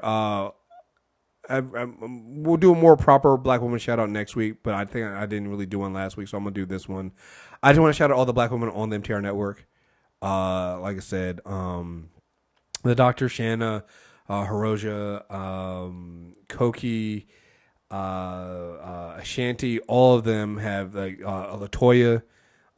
Just shout out to all of them. I have been so focused on getting some other stuff done that they've been really behind a lot of the new content we have coming out for the premium network. From the Scarestalgia, there's a Doctor Who episode that's coming out. Shanna's going to partner up with me again, and we're going to be doing The Gifted with Jeff. The Dr. Hiroja are with me on Star Trek Discovery. So just and then Latoya's got her own show. She got Secret Sauce coming out, and then all the ladies they did a Docu Drunks. Koki is working with P-Funk, and they've done a ton of new Molecules and Shit episodes. I'm gonna try to get 2 of them out, and one of them is gonna be on the free feed because there's an interview with it. But yeah, just shout out to all of them. Like I would not be able to. We would not have premium content if it wasn't for everybody else. Like honestly, because I've been so busy trying to focus on other things, I haven't really been able to do a lot of shows myself. So yeah, I mean, there's a couple docu-drunks episodes that are going to be coming out, and all this stuff, and just all the work that they've been doing for the network for free. So I just want to shout them out. I know there was I can't remember what the hashtag was called today. It was a counter to the boycott that white women were doing to get off of Twitter, which didn't make any sense. Women of Color started another one today to kind of like promote women of color voices and things like that. So I just wanted to shout out all the women, the black women on the MTR network that honestly, yeah, we wouldn't have a network if it wasn't for them and all the content they put out there. So, you got anything else, man? You got to say? You know, I'm good to go. Ashley is asking me if I'm still recording, like my microphone is annoying. Yeah, closing out. No, I got nothing. Y'all know where to find me, man. Where's my 40acres.com, strangecoolworld.com for all the pictures that I do. You can follow me on Instagram at PhenomBlack or Twitter at PhenomBlack. And other than that, man, I mean, if you want to know where we're going, what we're doing over where we're at, where's my 40acres.com is the place you need to be. You just head over there and check it out. Or you can just harass me on Twitter or something. I don't know. Do what you got to do. And just, don't fuck up. Like I said, keep an eye out on our YouTube page, MTR Network. We have a bunch of stuff to come out this weekend. And yeah, folks, till next time, we are out of here. Peace. Peace.